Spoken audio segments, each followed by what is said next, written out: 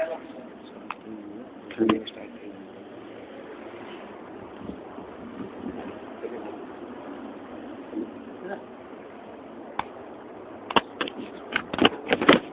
آئے گا ہو جائے گا آ جائے گا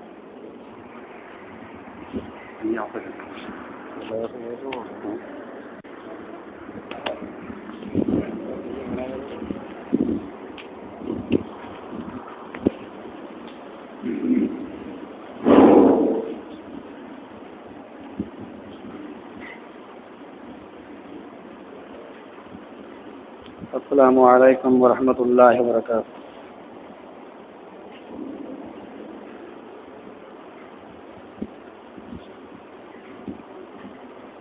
الحمد للہ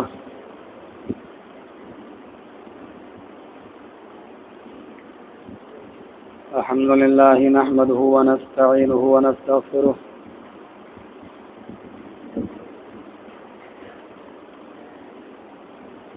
ونعوذ بالله من شرور انفسنا ومن سيئات اعمالنا.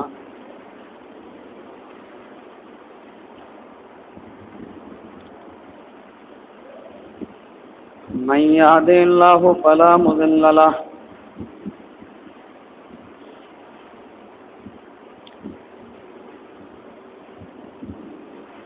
ومن يضلله فلا هادي له.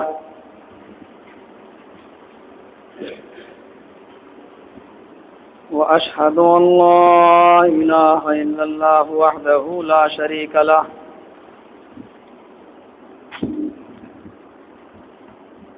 وأشهد أن محمدا عبده ورسوله.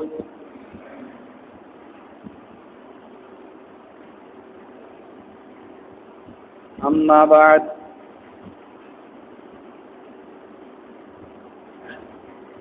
فإن خير الحديث كتاب الله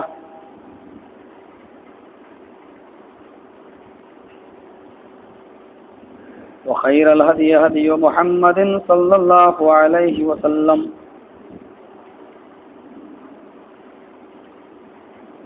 وشر الأمور محدثاتها وكل محدثة بدعة وكل بدعة ضلالة وكل ضلالة في النار.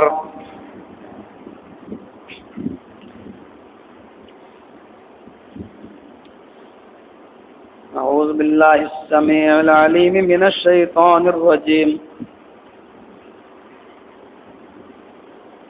بسم الله الرحمن الرحيم.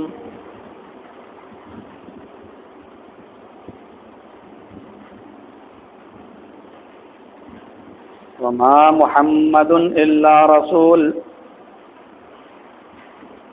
قد خلت من قبله الرسل أفإن مات أو قتل انقلبتم على أعقابكم.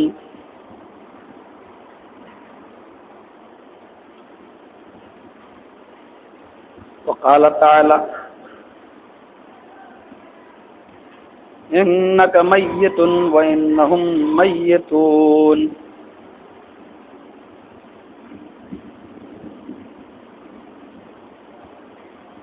رب اشرح لي صدري ويسر لي أمري واحلل عقدة من لساني يفقهوا قولي.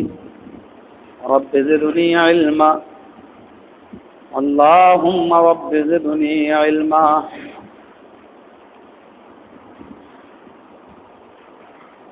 حمد و ثنا، تعریف، کبریائی، بڑائی اس اللہ وحدہ لا شریک کے لیے لائق و سزاوار ہے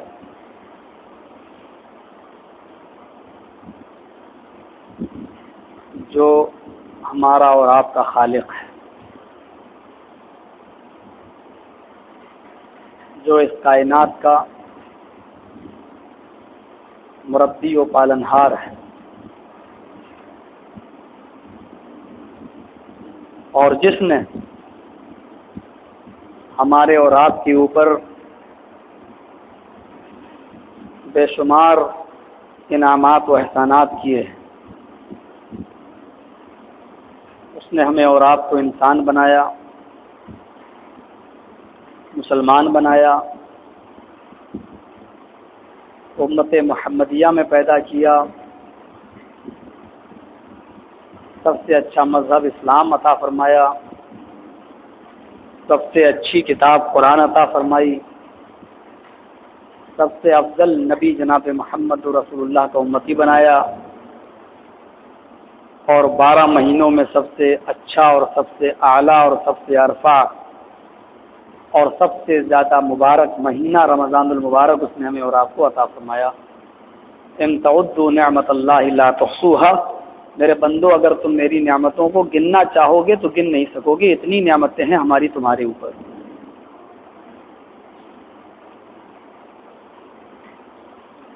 اس نے جہاں بہت سی چیزوں کو پیدا کیا،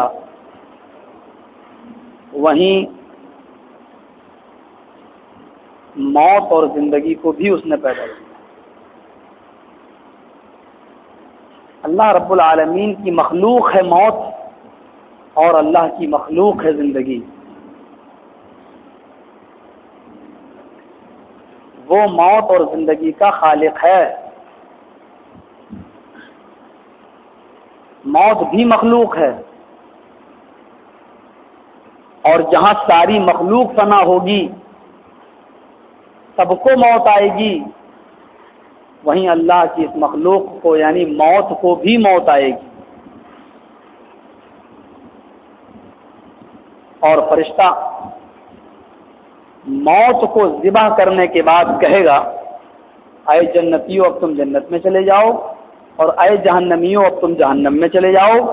اب تمہیں کبھی موت نہیں آئے گی، اس لیے کہ موت کو بھی موت آ چکی ہے۔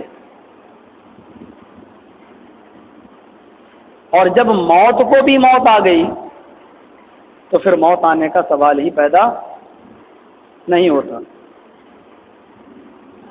موت اور زندگی کو اس نے پیدا کیوں کیا؟ یہ علت،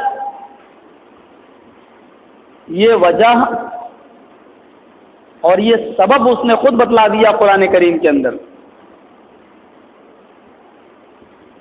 الذی خلق الموت والحیات لیبلوکم ایکم احسن عملا۔ اللہ وہ ہے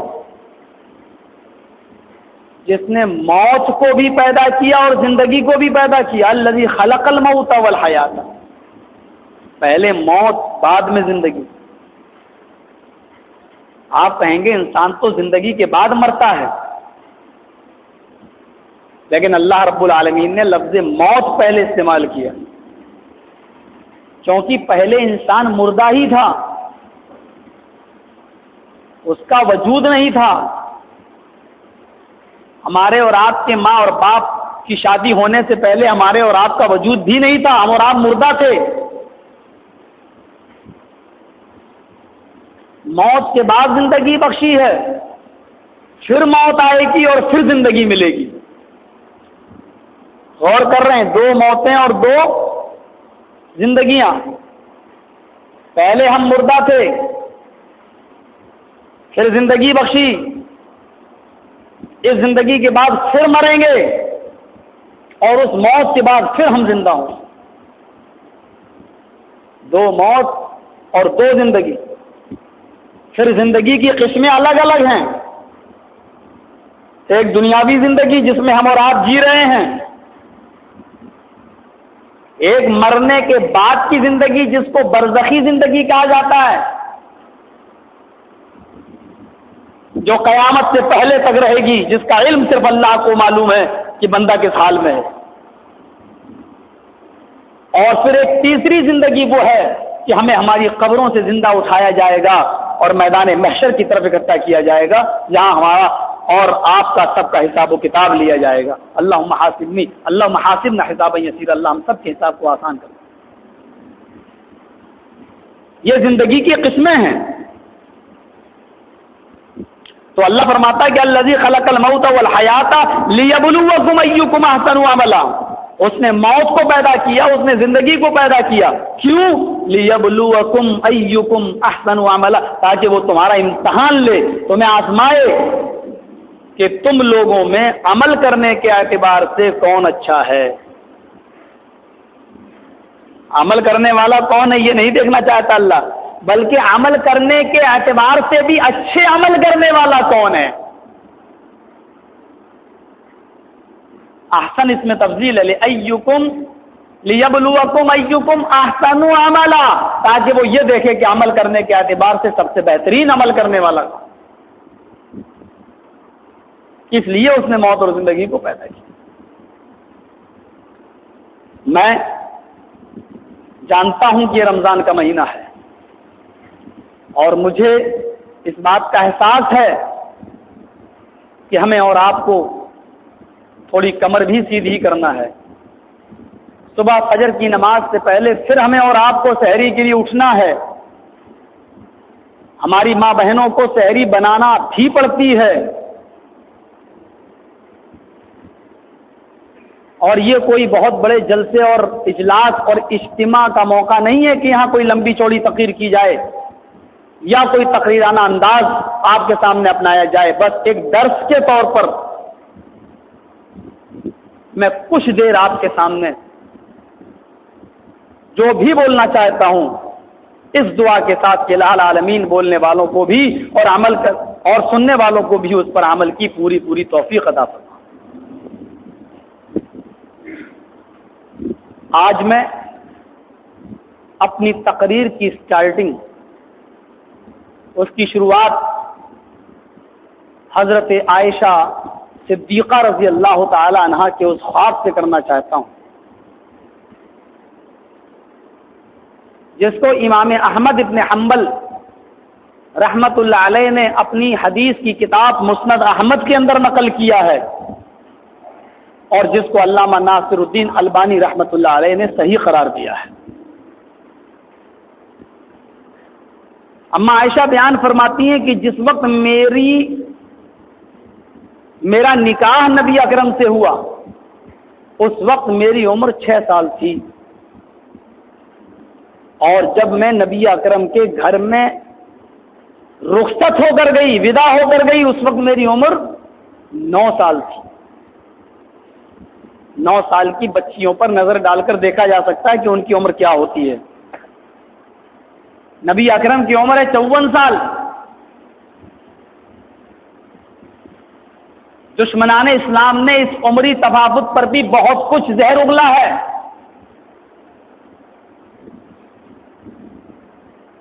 لیکن میں اس طرف جانا نہیں چاہتا ہوں. حضرت عائشہ بیان فرماتی ہیں کہ جب میری رخصتی ہوئی اور میں نبی اکرم کے گھر پہنچی، میری عمر 9 سال تھی، بچی تھی، میں کم عمر کی تھی. میں شادی کے بعد کیا کام عورتیں کرتی ہیں ان کاموں سے میں پوری طریقے سے واقف نہیں تھی. گرہستی کیسے چلائی جاتی ہے میں اس سے اچھی طریقے سے واقف نہیں تھی. اور میں نبی اکرم کے گھر چلی گئی. معمولاً عشاء کی نماز کے بعد مجھے سونے کی عادت تھی، لہذا میں نبی اکرم صلی اللہ علیہ وسلم کے گھر پہنچتے ہی مجھے ادھر بھی نیند آ گئی اور میں ادھر بھی سو گئی. نبی اکرم صلی اللہ علیہ وسلم سے بہتر انسان میں نے کسی کو نہیں پایا. آپ نے یہ نہیں دیکھا کہ میں نئی نویلی بیوی ہوں تو آپ مجھے اٹھائیں. آپ نے مجھے سوتے ہوئے دیکھا تو آپ نے مجھے سوتا ہی چھوڑ دیا. فرماتی ہیں کہ جب میں اپنی نیند کی جوانی پر تھی، بالکل اس وقت جب انسان کو جھنجھوڑا جائے تب بھی نہ اڑتا ہو، میں ایسی پختہ نیند کی حالت میں تھی. پہلی رات تھی، شب زفاف تھی. یہ پہلی رات تھی میرے شوہر کے گھر میں. میں نے آسمان پر رات کے خواب میں نے آسمان پر 3 چاند کو چمکتے ہوئے دیکھا. میری نظر آسمان پر گئی خواب میں نے دیکھا کہ 3 چاند آسمان کے اوپر چمک رہے ہیں. سب سے زیادہ جو چاند چمک رہا تھا اس کی روشنی بہت زیادہ تھی اور اس کی روشنی آسمان سے لے کر میرے حجرے تک آ رہی تھی. اس کے بعد میں میری نظر اس کے سائڈ والے چاند پر پڑی. وہ بھی چمک رہا تھا لیکن پہلے چاند کے برابر نہیں. تیسرا چاند بھی چمک رہا تھا لیکن ان دونوں چاند سے کچھ کم. میں نے پہلے چاند پر دیکھا جو میرے دائنی سائڈ میں تھا اس کی چمک جو حجرے تک آ رہی تھی. میری نظر اسی چاند پر ٹکی ہوئی تھی. میں دیکھتی ہوں کہ اچانک وہ چاند ٹوٹتا ہے, وہ چاند گرتا ہے آسمان سے اور ہچکولے کھاتے ہوئے ڈامگ ڈول ہوتے ہوئے جیسے پتنگ ہچکولے کھا کر زمین پر گرتی ہے اسی طریقے سے الٹتے پھڑتے ہوئے وہ چاند آسمان سے زمین کے اوپر گر گیا. اور وہ چاند میرے حجرے میں آ کر گرا, میرے کمرے میں میرے حجرے میں گرا. میری نظر آسمان سے ہٹی حجرے رسول کے اوپر جہاں میں لیٹی ہوئی تھی اسی حجرے پہ میں نے نظر ڈالی لیکن اس چاند کو میں نے نہ پایا. اس کی روشنی ختم ہو چکی تھی. میں نے پھر نظر آسمان پہ ڈالی تو مجھے صرف 2 چاند نظر آئے. پھر میں نے دیکھا کہ دوسرے نمبر پہ جو چاند چمک رہا تھا جب میری نظر دوبارہ اس چاند پر پڑی تو دوسرا چاند بھی ٹوٹا اور گرا اور گرتے ہوئے وہ چاند بھی میرے حجرے میں آ کر گر گیا. میری نظر آسمان سے ہٹی حجرے پہ آئی. میں کیا دیکھتی ہوں کہ دوسرا چاند بھی ندارت, میں اس کو بھی نہیں پاتی ہوں, دوسرا چاند بھی غائب. میری نظر پھر آسمان پہ گئی. میں دیکھتی ہوں کہ تیسرا چاند چمک رہا ہے. میں اسی کو ٹکٹکی لگائے دیکھ رہی تھی کہ تیسرا چاند بھی ٹوٹا اور وہ بھی گرا اور وہ بھی میرے حجرے میں آ گیا. میں نے اوپر سے نظر ہٹا کر زمین پہ ڈالی, اپنے حجرے میں ڈالی تو کیا دیکھتی ہوں کہ وہ تیسرا چاند بھی غائب ہے. اتنے میں میری آنکھ کھل گئی. نبی اکرم صلی اللہ علیہ وسلم سو رہے تھے. میں نے چاہا کہ میں جگا دوں, پھر دل نے گوارا کیا کہ جب میرے شوہر نے مجھے نہیں جگایا تو میں ان کی نیند میں ڈسٹرب کیوں کروں. صبح پوچھ لوں گی اس خواب کی تعبیر کیا ہے, اس خواب کے بارے میں کیا کہنا چاہتے ہیں. صبح ہوگی تو پوچھ لوں گی. ادھر فجر کی اذان کی آواز آئی. حضرت بلال نے اقامت کی. اللہ کے نبی نماز پڑھانے کے لیے مسجد نبوی میں آئے اور اس کے بعد میں ابو بکر صدیق رضی اللہ تعالیٰ عنہ سے ملاقات ہو جاتی ہے. فجر کی نمازی میں ابو بکر صدیق نے یہ عرض کیا, اے اللہ کے نبی میری بیٹی ابھی نئی ہے, 9 سال کی عمر ہے, ابھی بچی ہے, اس کو اپنی ماں اور اپنے باپ کے بغیر نیند نہیں آیا کرتی تھی. آج کی رات وہ آپ کے ساتھ رہی. اگر آپ کی اجازت ہو تو شام تک کے لیے میں اس کو اپنے گھر لے جاؤں, شام کو پھر آپ کے گھر پہنچا دوں گا. نبی اکرم خوشی خوشی تیار ہو گئے. حضرت عائشہ کو اجازت دے دی. اماں عائشہ فرماتی ہیں کہ اس خواب کے بارے میں نبی سے پھر نہ پوچھ سکی اور میں اپنے گھر چلی آئی. پھر دل میں یہ تمنا تھی کہ شام کو جب میں آؤں گی تو اس خواب کے بارے میں اللہ کے رسول سے شام کو تذکرہ کر لوں گی. ادھر ظہر کی نماز کے بعد میری ماں نے دسترخوان لگایا. میرے ابو بھی دسترخوان پر بیٹھے ہیں, میری ماں بھی بیٹھی ہوئی تھی اور میں بھی بیٹھی. 3 لوگ کھانا کھانے لگے. میں نے سوچا کہ اللہ کے نبی صلی اللہ علیہ وسلم کے پاس تو شام کو جاؤں گی, کیوں نہ اس خواب کے بارے میں اپنے باپ سے ابو بکر صدیق سے پوچھ لوں. وہ بھی تو خواب کی تعبیر اچھی طریقے سے جانتے ہیں, ان کو بھی تو اس بات کا بڑا اچھا علم ہے. کہا ابو جان میں نے آج کی رات ایک خواب دیکھا ہے. نبی اکرم سے اس خواب کی تعبیر کے پوچھنے کا موقع نہ مل سکا. اگر آپ کو پتا ہو تو بتا دیجئے ورنہ میں رات میں نبی سے پوچھ لوں گی. کہا بیٹی کیا خواب ہے؟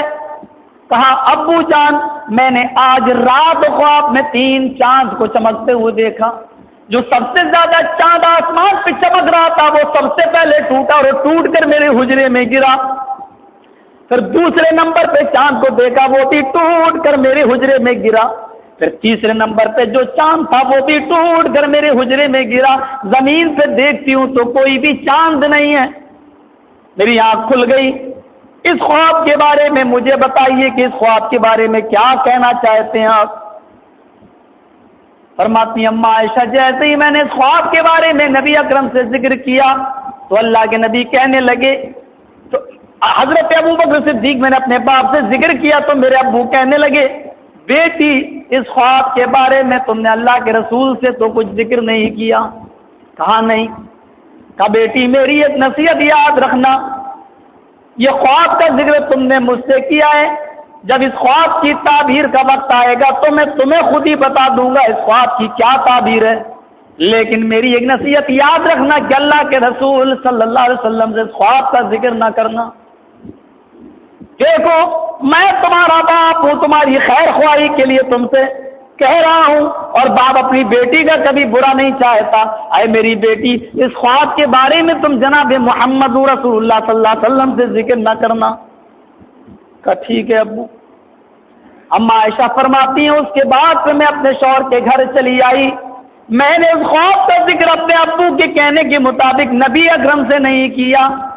1 دن گزر گیا، 2 دن گزر گئے، ہفتہ گزر گیا، مہینہ گزر گیا، سال گزر گئی، 2 سالیں گزر گئی، 3 سال گزر گئی، 4 سال، 5 سال، 6 سال، یہاں تک کہ میری عمر 18 سال کی ہو گئی۔ میں 9 سال کی تھی تب میری رخصتی ہوئی، اور میں 18 سال کی ہو گئی، میں نے 18 سال کی عمر تک جناب محمد رسول اللہ صلی اللہ علیہ وسلم سے خواب کا ذکر نہیں کیا۔ فرماتی ہیں کہ میری رخصتی 9 سال کی عمر میں ہوئی، 9 کو بھی جوڑ لیا جائے اور 18 سال کی جب میں ہوئی اور اس 18ویں سال کو بھی جوڑ لیا جائے تو یہ ساری عمر کا حصہ 10 سال بنتا ہے۔ 10 سال، 9، 10، 11، 12، 13، 14، 15، 16، 17، 18، یہ 10 سال کی زندگی میری جناب محمد رسول اللہ کے ساتھ گزری، اور جب میں 18 سال کی ہوئی تو نبی اکرم اس دنیا سے چل بسے۔ آپ کو اللہ نے بلا لیا، آپ اللہ کو پیارے ہو گئے۔ یہ 10 سالہ زندگی کا ریکارڈ بیان کرتی ہیں، امام بخاری نقل کرتے ہیں، اما عائشہ بیان کرتی ہیں کہ 10 سال میں نے نبی کو اپنی ران پر سلایا، 10 سال میں نے سر دبایا، 10 سال میں نے نبی کو کھانا کھلایا، 10 سال میں نے نبی کے پیر دبائے۔ حالت اعتکاف میں کبھی کبھی اللہ کے نبی مسجد نبوی میں ہوا کرتے تھے اور اپنا سر میرے حجرے میں رکھ دیا کرتے تھے، تو حالت اعتکاف میں روزے کی حالت میں نبی کے سر میں تیل بھی ڈال دیا کرتی تھی، سرما بھی لگا دیا کرتی تھی، روزے کی حالت میں عطر بھی لگا دیا کرتی تھی، اور آپ کے بالوں میں کنگھی بھی کر دیا کرتی تھی۔ یہ خدمت میں نے 10 سال تک جناب محمد رسول اللہ صلی اللہ علیہ وسلم کی انجام دی۔ پھر ریکارڈ بیان کرتی ہیں، امام بخاری نقل کرتے ہیں، حضرت عائشہ کہتی ہیں کہ میں نے اپنے نبی کو دیکھا 10 سالہ زندگی میں آپ نے جتنے دن میرے ساتھ گزارے اور جتنے دن میرے ساتھ کھانا کھایا، وہ ریکارڈ بیان کرتی ہیں کہ ما شبع رسول اللہ صلی اللہ علیہ وسلم طعاما قط، ہم نے اپنی پوری زندگی میں 10 سالہ ریکارڈ بیان کر رہی ہیں کہ میں نے 10 سال تک، یعنی نبی کی پوری زندگی جب تک آپ زندہ رہے اور میرے ساتھ رہے، میں نے اپنے نبی کو، اپنے شوہر کو، اپنے سرتاج کو اپنی پوری زندگی میں پیٹ بھر کے کھانا کھاتے ہوئے نہیں دیکھا۔ ایک ریکارڈ بیان کیا ہے، کھانا کھایا ہے لیکن پیٹ بھر کے نہیں۔ ذرا ان تیوہاروں پر نظر ڈالیے کہ یہ بھی کھانا سنت، وہ بھی کھانا سنت، سنت کو کس طرح بدنام کر دیا گیا۔ ان کھانوں پر بھی نظر ڈالیے، کھانے کا معاملہ ہو تو سنت بن جاتی ہے وہ۔ پھر خود بیان کرتی ہیں میرے ساتھ رہے تو پیٹ بھر کے کھانا نہ کھایا، لیکن کوئی مہمان آ گیا اور آپ اس کو کھانا کھلا رہے ہیں تو ہاتھ جلدی اس لیے نہیں اٹھایا کہیں اگر میں ہاتھ اٹھا لوں گا تو مہمان بھی رک نہ جائے، الا علی زفف، مہمان آیا تو شاید پیٹ بھر کے کھا لیا ہو، ورنہ آپ کو پیٹ بھر کے کھانا نصیب نہیں ہوا۔ اور مہمان کے ساتھ بھی اس لیے پیٹ بھر کے کھا لیا کہ جلدی اگر ہٹ جائیں گے تو مہمان بھی ہٹ جائے گا، اگر میں رک گیا تو مہمان بھی رک جائے گا۔ اس لیے جب تک مہمان کھاتا رہتا تھا تب تک نبی بھی لقمہ چباتے رہتے تھے، کھاتے رہتے تھے، تاکہ مہمان کہیں مجھ سے پہلے نہ اٹھ جائے اور وہ بھوکا دسترخوان سے نہ رہ جائے۔ الا علی زفف کے لفظ پر غور کیجئے، یہ ایک ریکارڈ بیان کرتی ہیں حضرت عائشہ۔ اس خواب کو اسی جگہ پر رہنے دیجئے۔ اب آئیے اس خواب کی تعبیر وہی پر میں آپ کو بتاؤں گا جیسے 10 سال کے بعد حضرت ابو بکر صدیق نے حضرت عائشہ کو بتائی تھی اور اپنا وعدہ پورا کیا تھا۔ اب آئیے اسی موضوع پر کہ اللہ تبارک و تعالیٰ فرماتا ہے کہ ہم نے موت اور زندگی کو کس لیے پیدا کیا، تاکہ تم میں سے کون اچھا عمل کرنے والا ہے یہ میں دیکھوں۔ یہ لفظ موت میں اس لیے پیش کر رہا ہوں کہ اس موت کے لفظ نے میرے بھائیوں بڑے بڑوں کو جھنجھوڑ دیا۔ شاید میری کسی کیسٹ میں آپ نے سنا ہوگا کہ سکندر بادشاہ اپنی موت کو جو یاد کیا کرتا تھا وہ جنگل میں سڑی ہوئی اور بوسیدہ ہڈیوں کو پرانی قبروں سے کھود، پرانی جو پھوٹی ہوئی قبریں تھی اس قبروں سے نکال لیا کرتا تھا، اور ہر جنگل میں ان کھوپڑیوں کو اور ان بوسیدہ ہڈیوں کو ہاتھ میں لے لے کر یہ وظیفہ پڑھا کرتا تھا، اے ہڈیوں کل تم میرے جیسی تھی اور کل میں تمہارے جیسا ہو جاؤں گا۔ یہ کہہ کر وہ سکندر اپنی موت کو یاد کیا کرتا تھا اور اپنی موت کو اس طریقے سے یاد کر کے وہ رویا کرتا تھا اور کہتا تھا اے انسان کی کھوپڑی، یہ ویسی کھوپڑی تھی جیسے آج میری کھوپڑی ہے۔ جیسے ہم سوچتے ہیں کہ کیسے سیاست حاصل کی جائے، کیسے وزیر بنا جائے، کیسے منتری بنا جائے، کیسے کس کو گرایا جائے، کس کا خون خرابہ کیا جائے، یہ ساری چیزیں جیسے آج میری کھوپڑی سوچتی ہے، یہ کھوپڑیاں بھی ویسے ہی سوچا کرتی تھی۔ لیکن آج ان کا حشر یہ ہے کہ کتے بھی ان کو سونگھنے کے لیے تیار نہیں۔ اے ہڈیوں کل تم میرے جیسی تھی اور کل میں تمہارے جیسا ہو جاؤں گا۔ آپ جلسے کرا لو بڑے سے بڑے اور بڑے سے بڑے مولوی کو بلا لو، کون ہے؟ مقرر ہے، خطیب ہے، ہندوستان کے نامی مولویوں کو بلا کر جلسہ کرا لو، لیکن آج ایک بات اپنے ذہن میں بٹھا لو اور اپنے دل میں اس کی گاٹھ لگا لو، معاف کرنا دنیا میں اتنا بڑا مقرر اور خطیب کوئی ہے ہی نہیں، جتنا بڑا مقرر اور جتنی بڑی خطیب یہ آپ کی موت ہے۔ دنیا میں کوئی آدمی بڑے سے بڑا مقرر آپ کے دل میں وہ خوف پیدا نہیں کر سکتا جو موت کا خوف آپ کے دل میں جو نصیحت پیدا کر سکتا ہے۔ اور اسی لیے ہمارے بزرگوں نے، ہمارے اسلاف نے اپنی موت کو یاد کیا تھا، اپنی موت کو یاد کیا تھا اور اپنی موت کو یاد کرتے تھے، اپنی آخرت کو یاد کیا کرتے تھے تو وہ گناہوں کے قریب نہ جایا کرتے تھے۔ یہی وجہ تھی کہ وہی عثمان غنی ہیں جنہوں نے 12 سال خلافت کی اور اپنے غلام کا کسی غلطی پر کان مروڑ دیا۔ نماز پڑھنے کے لیے آئے، احساس ہوا ہے عثمان آج تو خلیفہ ہے اور امیر ہے، تو اپنے غلام پر قدرت رکھتا ہے، اس لیے تو نے کان مروڑ دیا۔ کل اللہ کے دربار میں امیر و غریب سب برابر ہوں گے، کہیں تو نے اس پر اوپر ظلم تو نہیں کیا؟ کیا جواب دے گا قیامت کے دن؟ نماز پڑھ کے آئے، اپنے غلام سے کہا جتنی تیز میں نے تیرے کان کو مروڑا تو بھی میرے کان کو اتنی تیز اینٹھ لے۔ یہ احساس پیدا کیا تھا۔ جب اپنی موت کو لوگ یاد کیا کرتے تھے تو پھر یہ نہیں دیکھتے تھے کہ ہم کون سی ہستی ہیں اور ہمارا مقام کیا، ہمارا درجہ کیا ہے۔ امام کائنات جناب محمد رسول اللہ صلی اللہ علیہ وسلم کو بھی اللہ جھنجھوڑ رہا ہے اور کیا کہہ رہا ہے؟ انک میت وانہم میتون۔ دنیا والوں کی کیا بات کرائے نبی، تم کو بھی موت آئے گی اور ان لوگوں کو بھی مرنا ہے۔ اللہ نے میرے نبی کو بھی جھنجھوڑ دیا، تم کو بھی موت آنا ہے اور ان دنیا والوں کو بھی موت آنا ہے، سب کو اس دنیا سے جانا ہے۔ یہ اس لیے کہا کہ لوگوں جب اللہ نبی اکرم کو نہیں چھوڑ سکتا تو تم ہو کس کھیت کی مولی؟ تمہارا مقام ہی کیا ہے، تمہارا درجہ ہی کیا، تمہاری حیثیت ہی کیا ہے؟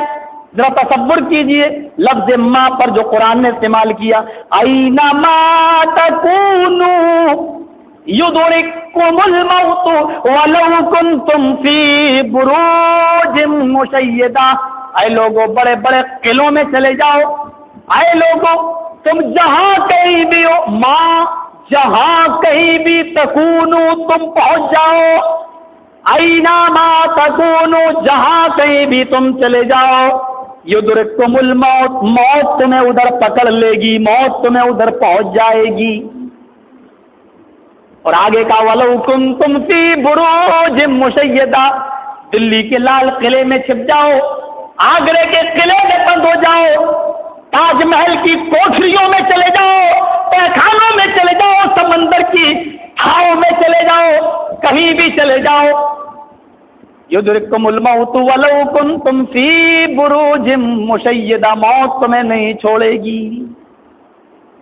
قل ان الموت الذی تفرون منہ فانہ ملاقیکم، جس موت سے تم بھاگ رہے ہو وہ موت تو تم سے ملاقات کرنے کے لیے تمہارے پیچھے پیچھے دوڑ رہی ہے۔ ملاقات تب ہوتی ہے آمنا سامنا ہوتا ہے، تب ملاقات ہوتی ہے، اور آمنا سامنا نہ ہو تو ملاقات نہیں ہوتی۔ آپ یہ کہہ سکتے ہو میرا سلام پہنچا دینا، لیکن اس کو ملاقات نہیں کہہ سکتے۔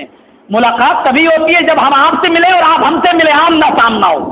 قرآن کہہ رہا فَإِنَّهُ مُلَاقِيكُمْ، وہ تم سے ملاقات کر کے رہے گی، یعنی تمہارے سامنے آ کر رہے گی، تم سے مصافحہ کر کے رہے گی، تمہارے پیٹھوے پر سوار ہو کر رہے گی، تمہارے پاس آ کر رہے گی، تم کہیں بھی جاؤ۔ ریموٹ کنٹرول تو میرے ہاتھ میں، اللہ کہہ رہا جاؤ گے کہاں؟ مچھلی جب شکار پھنس جاتی ہے کانٹے میں اور ڈور اس کے شکاری کے ہاتھ میں ہوتی ہے، مچھلی تڑپتی ہے، پھڑپڑاتی ہے اور بھاگتی ہے ڈور کو لے کر، لیکن شکاری کہتا بھاگ کتنا بھاگتی ہے، ڈور تو میرے ہاتھ میں ہے، جائے گی کہاں؟ تو بھاگو کتنا بھاگ سکتے ہو۔ قرآن نے فرار کا لفظ استعمال کیا ہے۔ قل اے نبی کہہ دو ان الموت الذی تفرون منہ، فر یفر مانی بھاگنا، جس موت سے تم بھاگ رہے ہو وہ موت تمہیں ملاقات کر کے رہے گی، تم سے تمہارے پاس آ کر رہے گی، بھاگو کتنا بھاگ سکتے۔ انڈیا سے بھاگو، ہم نے اندرا گاندھی کو 16 گولیوں سے مرتے ہوئے دیکھا انڈیا میں، وزیر اعظموں کو موت آتی ہے تو چلو پاکستان بھاگ جائیں، شاید وہاں موت نہ آئے۔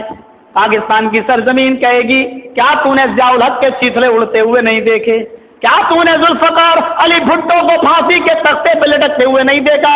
کیا بے نظیر بھٹو کی کم پٹی میں گولی لگتے ہوئے نہیں دیکھا؟ بھاگو، عراق کی سرزمین پر پہنچ جاؤ، عراق کی سرزمین جواب دے گی کیا تو نے صدام کو تخت و تاج کے مالک کو پھانسی کے پھندے پہ لٹکتے ہوئے نہیں دیکھا؟ چلو بھاگو، سعودیہ کی سرزمین پہ آ جاؤ، سعودیہ کی سرزمین کہے گی کیا تو نے شاہ فیصل اور اس کے بھتیجے کو مرتے ہوئے نہیں دیکھا؟ کیا تو نے شاہ فہد کو موت کے گھاٹ اترتے ہوئے نہیں دیکھا؟ مکہ اور مدینہ کی سرزمین میں چلے جاؤ کہ یہاں رب کی رحمتیں برستی ہیں، تو وہاں کی زمین جواب دے گی اگر مجھے ہمدردی وفاداری اور محبت کسی کے ساتھ کرنا تھی تو جناب محمد رسول اللہ کے ساتھ کرتے، ہم نے تو ان کو بھی نہیں چھوڑا، تو ہے کس کھیت کی مولی؟ بھاگو، کہاں بھاگو گے؟ قل ان الموت الذی تفرون منہ فانہ ملاقیکم ثم تردون الی عالم الغیب والشہادہ، پھر تمہیں اس عالم الغیب کی طرف اور حاضر و ناظر رب کی طرف پلٹ دیا جائے گا اور وہ تمہیں بتا دے گا فینبئکم بما کنتم تعملون، تم دنیا میں جو عمل کیا کرتے تھے وہ تم کو بتا دے گا، تمہیں اس سے باخبر کر دے گا، تمہیں اس سے آگاہ کر دے گا۔ وہ کوئی ایسا تھوڑی ہے لات مارو گر جائے اپنا جواب بھی نہ دے سکے، وہ علیم ہے، خبیر ہے، بصیر ہے، سمیع ہے، وہ سب کچھ ہے، وہ سب کچھ بتا دے گا کہ تم دنیا میں کیا کرتے تھے۔ لہذا اس موت سے جناب محمد رسول اللہ صلی اللہ علیہ وسلم کو بھی جوجھنا پڑا۔ ہاں، ہمیں اور آپ کو بھی فطری موت آتی ہے، آدمی بیمار ہوتا ہے، چند دن بیمار رہا، کوئی کینسر میں مر گیا، کوئی بخار میں مر گیا، کوئی ٹی بی کے مرض میں مر گیا، کوئی کسی میں مر گیا۔ امام کائنات جناب محمد رسول اللہ صلی اللہ علیہ وسلم کے بھی آخری 13 دن اسی حال میں گزرے ہیں۔ آثار سب ظاہر ہونے لگے، اور کیجئے رمضان کا مہینہ ہے، آخری رمضان، اس رمضان کے بعد دوسرا رمضان نہیں آئے گا۔ امام کائنات پر حضرت جبرائیل ہر سال 1 مرتبہ قرآن کا دور کرایا کرتے تھے، لیکن آخری سال رمضان میں 2 مرتبہ قرآن کا دور کرایا۔ آپ سمجھ رہے ہیں 2 مرتبہ مجھ پر قرآن کا دور جبرائیل کیوں کرا رہے ہیں؟ آپ کو اس بات کا احساس ہو رہا ہے، لیکن ابھی آپ اپنی امت کو نہیں بتلا رہے ہیں۔ امت کو بتلائیں گے تو غم سے نڈھال ہو جائے گی، مایوس ہو جائے گی، پریشان ہو جائے گی۔ ہر سال جناب محمد رسول اللہ صلی اللہ علیہ وسلم رمضان میں 10 دنوں کا اعتکاف کیا کرتے تھے، لیکن اس سال آپ نے 20 دن کا اعتکاف کیا۔ صحابہ کی نظریں دیکھ رہی ہیں، لیکن کوئی سمجھ نہیں پا رہا ہے کہ آپ 20 دن کا اعتکاف کیوں کر رہے ہیں۔ ہر سال ایک بار قرآن کا دور ہوتا تھا، اس سال آخری رمضان میں 2 بار قرآن کا دور۔ ہاں، اسی سال 20 دن کا اعتکاف کیا جناب محمد رسول اللہ صلی اللہ علیہ وسلم نے۔ دھیرے دھیرے رمضان کا مہینہ چلا گیا، شوال کا مہینہ آیا، یہ بھی گزر گیا، ذی قعدہ کا مہینہ آیا، یہ بھی گزر گیا، ذی الحجہ کا مہینہ آیا۔ خطبہ حجۃ الوداع دے رہے ہیں، 9 تاریخ ہے، حجۃ الوداع کا خطبہ نبی اکرم صلی اللہ علیہ وسلم دے رہے ہیں، تاریخی خطبہ ہے، اور اس خطبے میں آپ کے پہلے الفاظ 1,44,000 کے مجمع میں یہ نکل رہے ہیں، اے لوگوں، شاید اس میدان میں آئندہ تمہارے ساتھ دوبارہ زندہ نہ رہ سکوں، شاید آئندہ سال میں تمہارے درمیان اس میدان میں اکٹھا نہ ہو سکوں۔ یہ اشارہ ہے اس بات کا کہ آپ کو اللہ کے پیارے ہونے والے ہیں، لیکن آپ نے لفظ شاید لگایا اور یہ کہا شاید ہم آئندہ سال نہ رہ سکیں، تو لوگوں نے اس کو بھی کہان سنی کر دی کہ شاید میں یہ کہ موت کا بھروسہ کسی کو نہیں، کل بھی آ سکتی، پرسوں بھی آ سکتی۔ اللہ کے نبی نے بھی یہی فرمایا کہ ہو سکتا ہے کہ میں آئندہ اس مجمع عام کی طرح دوبارہ اس مجمع میں تمہارے ساتھ اکٹھا نہ ہو سکوں۔ وہ دن بھی چلا گیا۔ ہاں، اس کے بعد محرم کا مہینہ آیا، وہ بھی نکل گیا۔ سفر کا مہینہ شروع ہوا، اور سفر کے مہینے کی 29 تاریخ وہ ایسی تاریخ تھی میرے بھائیوں کہ اسی دن چاند بھی ہو سکتا تھا۔ مہینہ 29 کا اور 30 کا دونوں ہوتا عربی میں۔ 29 تاریخ کو کوئی آدمی انتقال کر گیا، امام کائنات اس کی لاش کو، اس کے جنازے کو لے کر قبرستان کی طرف جا رہے ہیں جنت البقیع میں۔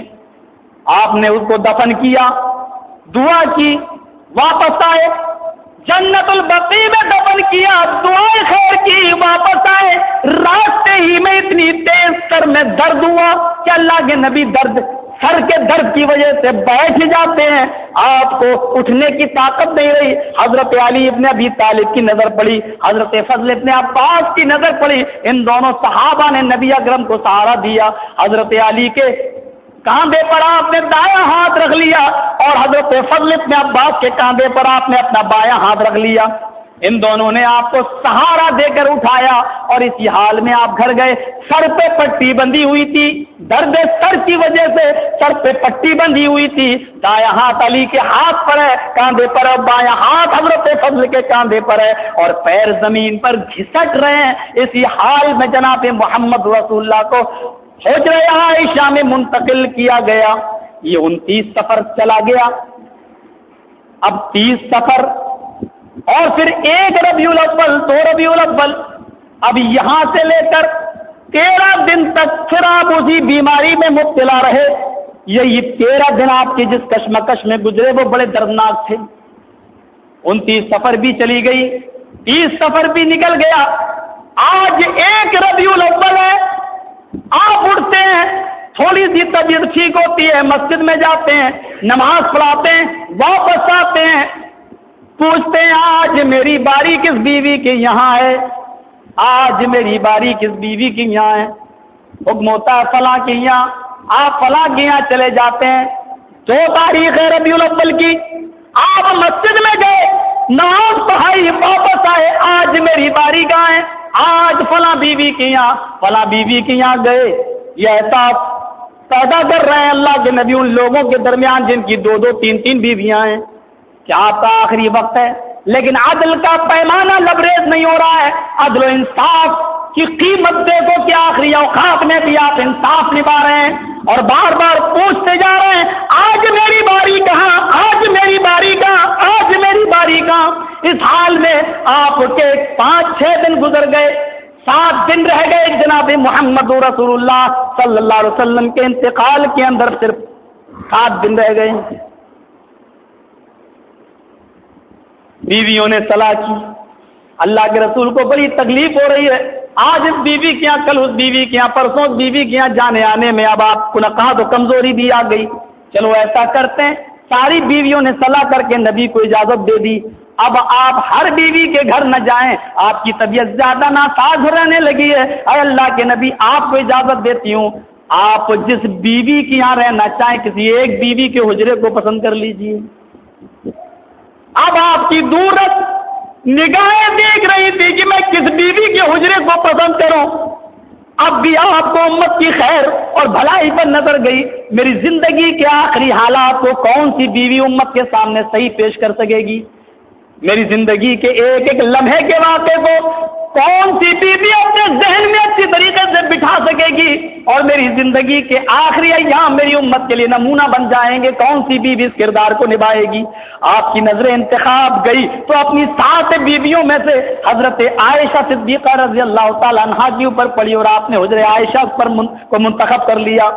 آپ نے حضرت عائشہ کے حجرے کو پسند کیا، اور اس لیے بھی کہ حجرے عائشہ سے مسجد نبوی قریب ہے، نماز پڑھنے میں بھی آسانی رہے گی، آنے جانے میں بھی آسانی رہے گی۔ اور پھر آپ نے 7 دن پہلے فرمایا، آئے لوگوں آج مجھے گرمی کی شدت لگ رہی ہے، مجھے نہانا ہے، غسل کرنا ہے، اور آج مجھے بہت نہلاؤ بہت نہلاؤ، اور ایک کنویں کے پانی سے نہیں، کئی کنویں کے پانی سے میں نہانا چاہتا ہوں۔ بخاری شریف کی روایت ہے، ایک لگن میں برتن میں نبی اکرم کو بٹھا دیا گیا، ڈول پہ بٹھا دیا گیا، اور صحابہ نے 7 کنووں کا پانی جناب محمد رسول اللہ کے اوپر ڈالا صلی اللہ علیہ وسلم، 7 کنووں کا پانی ڈالا، اور اتنا ڈالا کہ اللہ کے نبی خود ہی فرمانے لگے، بس کرو بس کرو بس کرو۔ وہ 7واں دن بھی گزر گیا، اب آپ کے انتقال میں صرف 6 دن رہ گئے، طبیعت میں کچھ افاقہ ہوا، مسجد میں گئے، نماز پڑھا کے واپس آ گئے، لوگوں سے کچھ بھی خطاب نہ کیا، لوگ آتے تھے طبیعت پوچھتے تھے چلے جایا کرتے تھے۔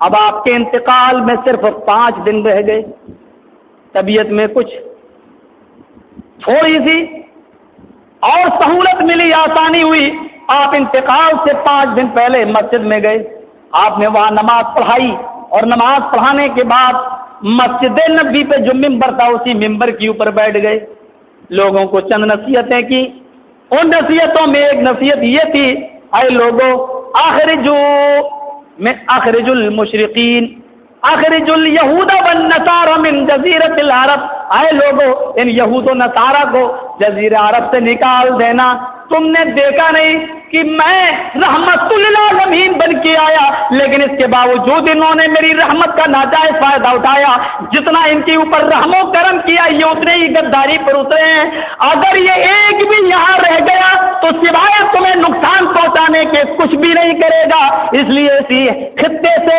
اس سرزمین سے ان کو نکال دینا، یہود و نصارہ کو اس سرزمین پہ رہنے نہ دینا، ان مشرکوں سے اس خانہ کعبہ کو اور مسجد نبوی کو، ان سب خطے کو پاک رکھنا، جزیرہ عرب سے ان کو نکال دینا۔ اور یہ حکم دے کر نبی اکرم صلی اللہ علیہ وسلم اپنے حجرہ عائشہ میں چلے آئے۔ انتقال میں 4 دن باقی رہ گئے، جناب محمد رسول اللہ صلی اللہ علیہ وسلم مسجد کے اندر جاتے ہیں، نماز پڑھاتے ہیں، اور نماز پڑھانے کے بعد ممبر رسول پر پھر بیٹھ جاتے ہیں کہ کھڑے ہونے کی طاقت نہیں۔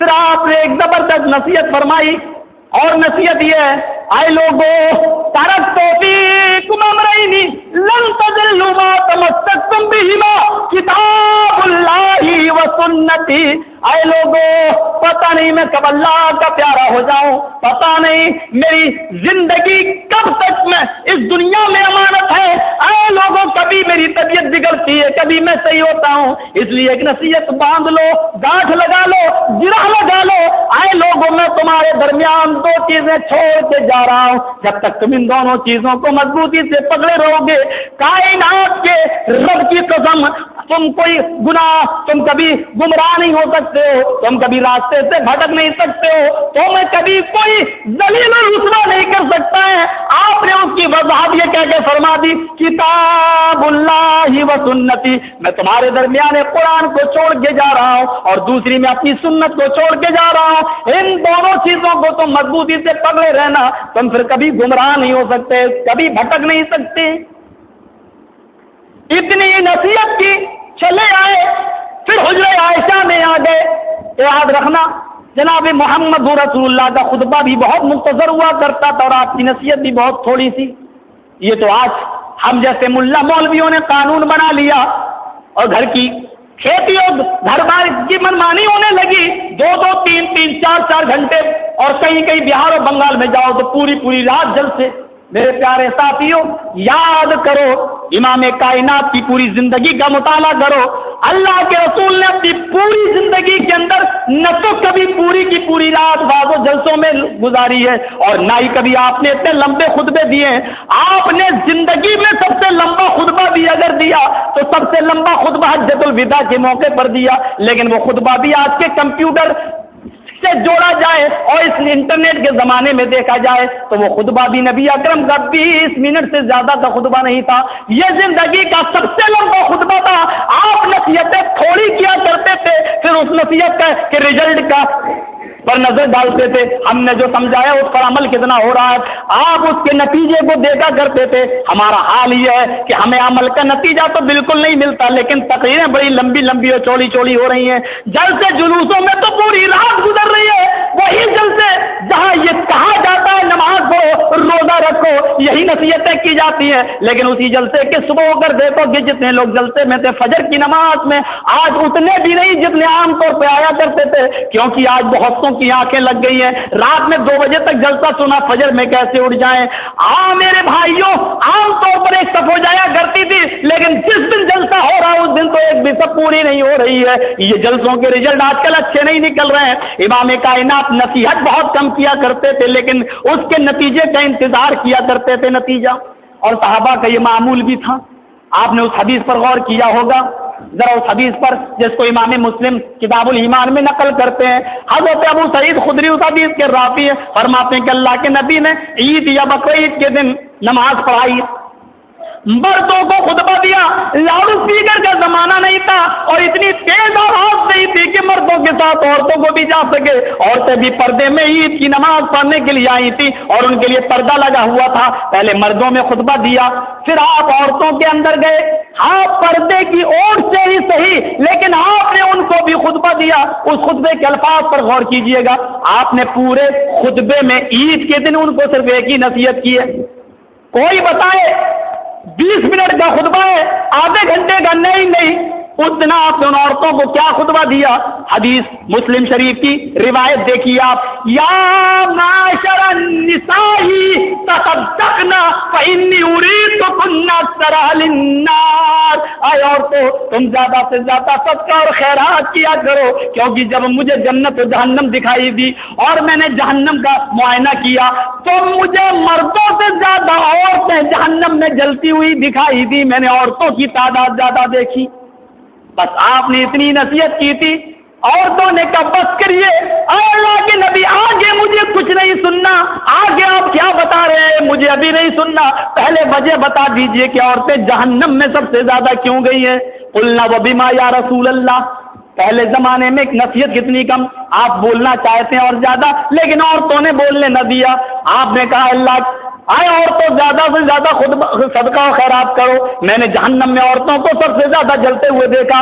कुलना जमा मुअन्नस गायब का सेगा है, जो ये बतला रहा कि एक औरत ने नहीं बल्कि सारी की सारी औरतों ने कहा बस आए अल्लाह के नबी वो बिमा या रसूल अल्लाह, वो औरतें जहन्नम में सबसे ज्यादा क्यों जलती हुई देखी, उनका गुनाह क्या था, उनका जुर्म क्या था, वो बता दीजिए। आप ज्यादा बताएंगे अमल नहीं कर सकती, पहले इतना ही बता दीजिए ताकि इस पर अमल कर लूं, बाद में आपकी और नसीहतें सुन लूंगी।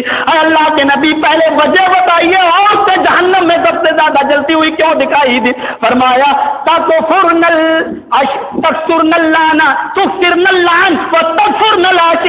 इसलिए कि तुम अपने शौहरों की नाफरमानी ज्यादा करती हो और लानो तान ज्यादा करती हो। ये 2 वजह हैं जिसकी वजह से तुम जहन्नम में गई हो।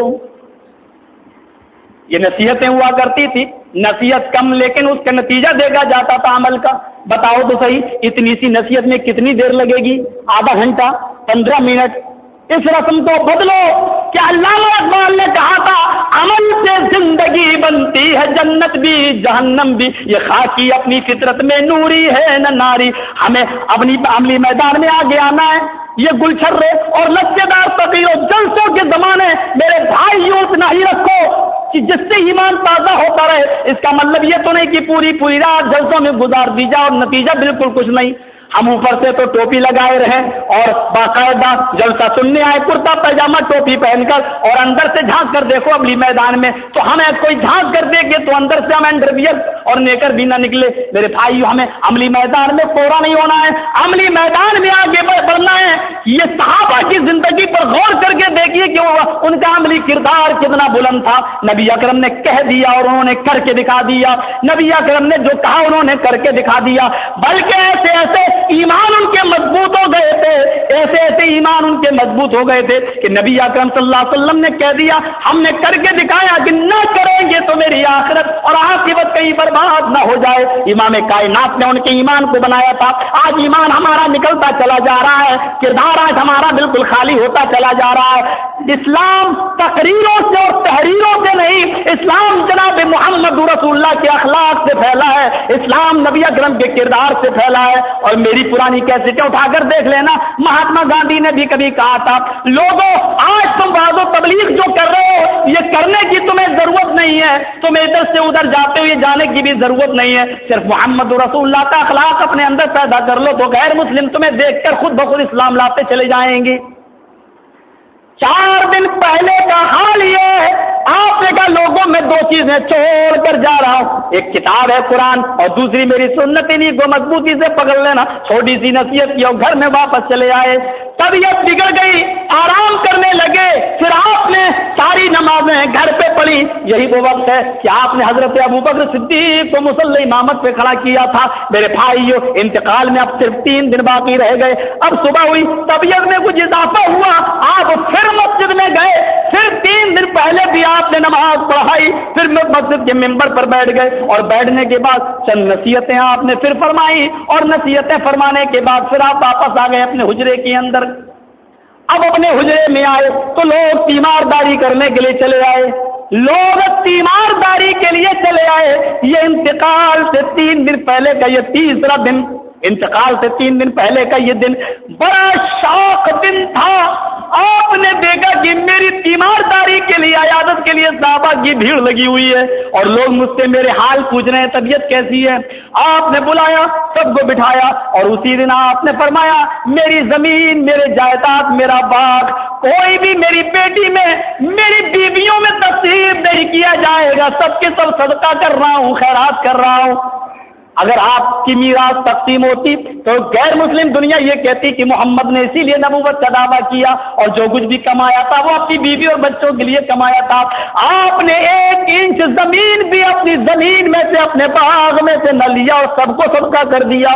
پھر آپ نے انتقال سے 3 دن پہلے اپنے سارے ہتھیار اٹھائے، جتنے ہتھیار تھے وہ سارے کے سارے ہتھیار اٹھا کر تلوار وغیرہ، تیر کمان وغیرہ صحابہ میں دے دیے کہ اب مجھ میں لڑنے کی طاقت نہیں ہے، جہاد میں جانے کی طاقت نہیں ہے، اب یہ مسلمانوں کے کام آئیں گے، ان کو تم لے لو، میں اپنے پاس رکھ کر کیا کروں گا۔ آپ نے وہ ہتھیار دے دیے۔ اس کے بعد ایک صحابی بیچ میں بول پڑے، اے اللہ کے نبی، ایک زرہ کی کمی ہے۔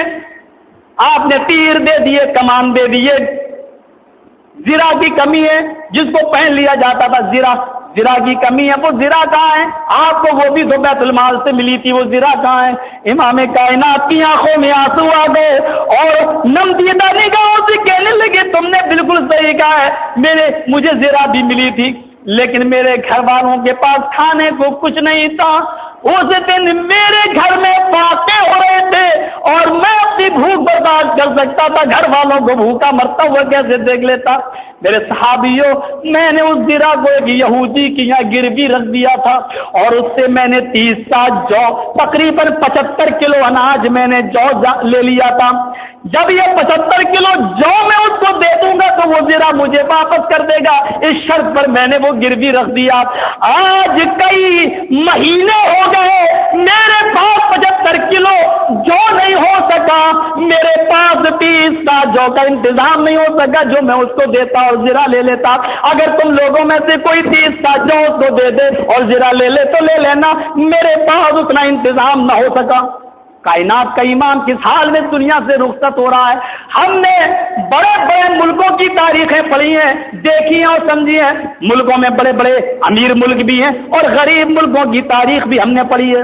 نیپال کو دیکھ لو، دنیا کا سب سے بڑا غریب ملک ہے۔ افغانستان کو دیکھ لو، بنگلہ دیش کو دیکھ لو، ہم نے غریب ملکوں کی تاریخیں پڑھی ہیں، لیکن ہم نے تاریخ میں یہ بھی پڑھا ہے ملک تو غریب ہوئے ہیں، ہاں ملکوں پر دوسرے ملکوں کا قرضہ تو چڑھا ہے، ملک قرضدار تو ہوئے ہیں، اسٹیٹ قرضدار تو ہوا ہے، صوبہ قرضدار تو ہوا ہے، لیکن ہم نے کسی بھی ملک کا حکمراں کو ہم نے قرضدار نہیں دیکھا ہے، کسی بھی ملک کے حاکم کو ہم نے حالت غریبی میں نہیں دیکھا ہے۔ آپ اتر پردیش کو دیکھ لو، ہاں غربت ہے، مسکینی ہے، فقیری ہے، لیکن یو پی کی چیف منسٹر کو ہم دیکھتے ہیں کہ وہ غریب نہیں ہے۔ ہم نے نیپال کے ملک کو دیکھا، بڑا غریب ہے اور دنیا اس کی مدد بھی کرتی ہے، لیکن نیپال کے حکمراں کو دیکھ لو کہ وہ غریب نہیں ہے۔ آپ کسی بھی حکمراں پہ نظر ڈال لو، حکومتیں تو قرضدار ہوئی ہیں لیکن حکمراں کبھی قرضدار نہیں ہوئے ہیں۔ اگر ایسا حکمراں دیکھنا ہے تو صرف آمینہ کے لال جناب محمد رسول اللہ پہ نظر ڈالو، جس نے مدینہ کو کبھی قرضدار نہیں ہونے دیا، لیکن مدینہ کی خاطر وہ خود قرضدار ہو گیا۔ اس نے یہودیوں سے قرض لیا، ہاں اتنا قرض لیا کہ ایک یہودی نے تو گلے میں رسی ڈال کر مروڑ دیا، اے محمد میرا قرض دے، نہیں دے گا تو ہم تجھے اٹھنے نہیں دیں گے۔ امام کائنات نے بستیوں کو قرضدار نہیں ہونے دیا، اس کے لیے خود قرضدار ہو گئے۔ یہ تاریخ حکمرانوں کی تاریخوں میں صرف جناب محمد رسول اللہ کی ملے گی، اس کے کارٹون بناتے ہو، اس کے خاکے بناتے ہو کہ تمہیں شرم نہیں آتی۔ میرے پیارے ساتھیوں ذرا غور کرو اور اس نتیجے پر نکلو۔ اللہ کے نبی صلی اللہ علیہ وسلم نے فرمایا کہ میرے پاس آج تک 75 کلو جو نہیں ہو سکا۔ پھر امام کائنات نے چادر جو کاندھے پر اوڑے ہوئے تھے اس چادر کو اتار دیا، فرمایا اگر میں نے کسی کو مارا ہو اور کسی کو مجھ سے تکلیف پہنچی ہو تو محمد رسول اللہ کی یہ پیٹھ حاضر ہے، وہ آئے اور بدلہ لے لے، وہ آئے اور اپنا انتقام لے لے، کوئی نہیں اٹھا۔ امام کائنات نے پھر فرمایا اگر میں نے کسی سے کوئی قرض لیا ہو، کوئی مطالبوں نے اپنے نبیوں کے قبروں کو سجدہ بنا دیا، نے قاتلے کی جگہ بنا لیا، جس کی زندگی بھر دعوت دیتے رہے ہوتی رب کی طرف پھر بلایا، اور جس سے روکتے رہے انتقال سے 2 دن پہلے اسی سے پھر روکا، اور روکنے کا انداز دیکھو کہ لوگوں سن لو آج محمد یہ سب دعا بھی کر رہا ہے کہ لعنت اللہ علی الیہود والنصارى اتخذوا قبور انبیائہم المساجد، بلکہ بعض حدیثوں میں سورج کا لفظ بھی آیا ہے کہ وہ سورج، اے اللہ تیری لعنت ہو یہودیوں پر، نصارہ پر، جنہوں نے اپنے اپنے نبیوں کی قبروں کو سجدہ کرنے کی جگہ وہ سورج و چراغ جلانے کی جگہ بنا لیا۔ یہ خطبہ دیا اور واپس چلے آئے، لیٹ گئے، آرام کیا، 1 دن رہ گیا آپ کے انتقال میں، اللہ نے طاقت دی، پھر بھی مسجد میں گئے، آپ نے نماز پڑھائی اور مسجد نبوی کے ممبر پر بیٹھ گئے، نگاہیں آسمان کی طرف اٹھ گئی۔ لوگوں کل میں نے یہود و نصارہ پر اس لیے لعنت بھیجی تھی کہ انہوں نے اپنے اپنے نبیوں کی قبروں کو سجدہ نہ بنا لیا، اور آج مجھے ڈر ہوا ہے کہیں میرے انتقال کے بعد تو میری قبر کے ساتھ بھی وہی سلوک نہ کرو، تو اس کے لیے روکا، اور صرف روکنے پر اکتفا نہ کیا کہ یہ لوگ رک جائے، بلکہ اللہ سے بھی مہر لگوا لی اور دعا کی اللہم لا تجعل قبری وثنی یعبد الہ العالمین، محمد رسول اللہ کے مرنے کے بعد میری قبر کو چومنے چاٹنے کی جگہ نہ بنا دینا، اللہ میری قبر کو بت خانہ نہ بنا دینا، وثنی یعبد عبادت کی جگہ نہ بنا دینا، سر جھکانے کی جگہ میلا ٹھیلا نہ بنا دینا۔ اللہ غور کرو بخاری کے الفاظ یعبد اللہم لا تجعل قبری وثنا یعبد، اللہ میری قبر کو چوبنے چاڑنے کی جگہ نہ بنا دینا، وثنن ایک بت نہ بنا دینا جس کی عبادت کی جانے لگے۔ یہ کہا اور چلے آئے۔ یہ آپ کا آخری دن تھا، یا آپ کا ان کے انتقال سے ایک دن پہلے کا معاملہ تھا۔ عشاء کی آذان کی آواز آئی، حی علی الصلاۃ، نبی اکرم کی آنکھ کھلی، اٹھنا چاہے لیکن اٹھ نہ سکے۔ جب اذان ہو گئی آپ کو غشی طاری، آپ کو بے ہوشی آ گئی، ہوش میں آئے تو کہا عائشہ ذرا جھانک کر دیکھو مسجد نبوی میں کیا لوگوں نے نماز پڑھ لی؟ کہا اللہ کے رسول آپ کے پیچھے نماز پڑھنے والے آپ کے بغیر کیسے نماز پڑھ سکتے ہیں؟ ابھی نہیں پڑھی۔ آپ نے کہا پھر پانی لاؤ، وضو بنایا، اٹھے، بے ہوش ہو گئے، نہیں اٹھ سکے۔ ہوش آیا، عائشہ کیا لوگوں نے نماز پڑھ لی؟ نہیں، آپ کے انتظار میں بیٹھے، پھر وضو بنایا کہ کھڑے ہوئے کہ بے ہوش ہو گئے۔ تیسری بار ہوش آیا، عائشہ کیا حال ہے لوگوں کا؟ کہنے لگی آپ کے پروانے آپ کی دید کے منتظر ہیں، امام کائنات، جیسے شمع جلتی اور پروانے آ جاتے ہیں، شمع تو آپ ہیں، پروانے شمع کے بغیر کیسے رہ جائیں؟ اے اللہ کے رسول آپ کے پروانے آپ کے انتظار میں بیٹھے ہوئے ہیں۔ پھر وضو بنایا، پھر اٹھے، پھر بے ہوش ہو گئے، پھر ہوش آیا، عائشہ مجھ میں اٹھنے کی طاقت نہیں، میں لیٹ کے نماز پڑھ لیتا ہوں۔ تو پھر عشاء کی نماز کون پڑھائے گا؟ آپ کے ہوتے ہوئے آپ کے مصلے پر کس کی ہمت ہے جو کھڑا ہو جائے؟ کہا ہاں ہو سکتا ہے۔ کہا کون؟ کمرو ابا بکر فلیصلی بالناس، ابو بکر کو کہو کہ وہ لوگوں کو نماز پڑھائیں۔ اما عائشہ کہتی ہے میرے باپ کا دل بڑا کمزور ہے، آپ کی زندگی میں آپ کے مصلے پر کھڑے نہیں ہو سکیں گے۔ فرمایا کسی اور کو کھڑا کر دو، حضرت عمر بڑے بہادر ہیں، ان کو کھڑا کر دو۔ اللہ کے نبی مسکرائے، کہا عائشہ اللہ نے بھی منع کر دیا اور اس کا رسول بھی منع کر رہا ہے، میرے مصلے پر میری زندگی میں میرے ہوتے ہوئے میرے ابو بکر کے علاوہ کوئی دوسرا کھڑا نہیں ہو سکتا۔ جاؤ اپنے باپ سے کہو کہ وہ نماز پڑھائیں۔ امام کائنات نے پردہ ہٹا کے دیکھا، امام کائنات کا وارث حضرت ابو بکر صدیق مصلی امامت پر ہیں اور پیچھے صحابہ نماز پڑھ رہے ہیں۔ آپ نے یہ منظر دیکھا تو آپ کے چہرے پہ مسکراہٹ آ گئی اور صحابہ نے یہ محسوس کیا کہ نبی اکرم آ رہے ہیں تو کھانسنے لگے، جیسا کہ ابو بکر کو بتلا رہے ہوں کہ اللہ کے رسول تشریف لا رہے ہیں۔ ابو بکر بھی پیچھے ہٹنے لگے، آپ نے اشارہ کیا نماز پوری کر لو، نماز پوری کر لو۔ عشاء کی نماز کا وقت بھی گزر گیا، فجر کی نماز کا وقت آپ نہیں جا سکے۔ پردہ ہٹایا، کیا دے گا؟ آج بھی ابو بکر نماز پڑھا رہے ہیں، لوگ پیچھے نماز پڑھ رہے ہیں، نبی کے چہرے پہ مسکراہٹ ہے۔ صحابہ فجر کی نماز کے وقت تو اتنے فتنے میں پڑ گئے کہ قریب تھا کہ وہ نماز کی نیتیں توڑ دیں اور اللہ کے رسول سے خیریت پوچھنے لگے، لیکن آپ نے اشارہ کر دیا نماز پوری کر لو، اور نماز پوری ہوئی تو لوگوں کا تانتا لگ گیا آپ کی تیمارداری کرنے کے لیے، پوچھنے کے لیے۔ یہ فجر کی نماز کا وقت تھا، پھر ظہر کی نماز کا وقت نہیں آیا اور اللہ کا یہ پیارا حبیب اللہ ہی کے پاس چلا گیا۔ یہ وقت بھی اما عائشہ نے بڑے احتیاط سے نقل کیا، فرمایا جب سورج بلند ہوا آپ نے کہا میرے نوازوں کو بلاؤ، حسن کو بلاؤ، حسین کو بلاؤ، فاطمہ کو بلاؤ، ایک ایک کر کے یہ لوگ آتے گئے، آپ نے ان کو بوسا لیا۔ حضرت فاطمہ آئی، آپ اٹھ کر بوسا لیتے تھے لیکن آج کھڑے ہونے کی طاقت نہیں ہے، کیسے آج حضرت فاطمہ کی پیشانی کو چومیں؟ ہم حضرت فاطمہ خود آتی ہیں، نبی اکرم کی پیشانی کا بوسا لیتی ہیں اور نبی اکرم کی اس طبیعت کو دیکھتی ہے تو آنکھوں میں آنسو آ جاتے ہیں اور روتے ہوئے کہتی ہیں واہ کر بابا، ہائے میرے ابو کی تکلیف، ہائے میرے ابو کی پریشانی۔ اور امام کائنات کا جواب سنو، اے میری بیٹی رونے کی ضرورت نہیں، آج کے بعد تیرے باپ کو کبھی اتنی تکلیف نہ ہوگی۔ آج ہی اللہ نے جبرائیل نے مجھے بتایا کہ یہ رب سے ملاقات کا دن ہے، کوئی علم غیب کا فتویٰ نہ دے بیٹھے یا ایک ایک چیز کی خبر جبرائیل دے رہے۔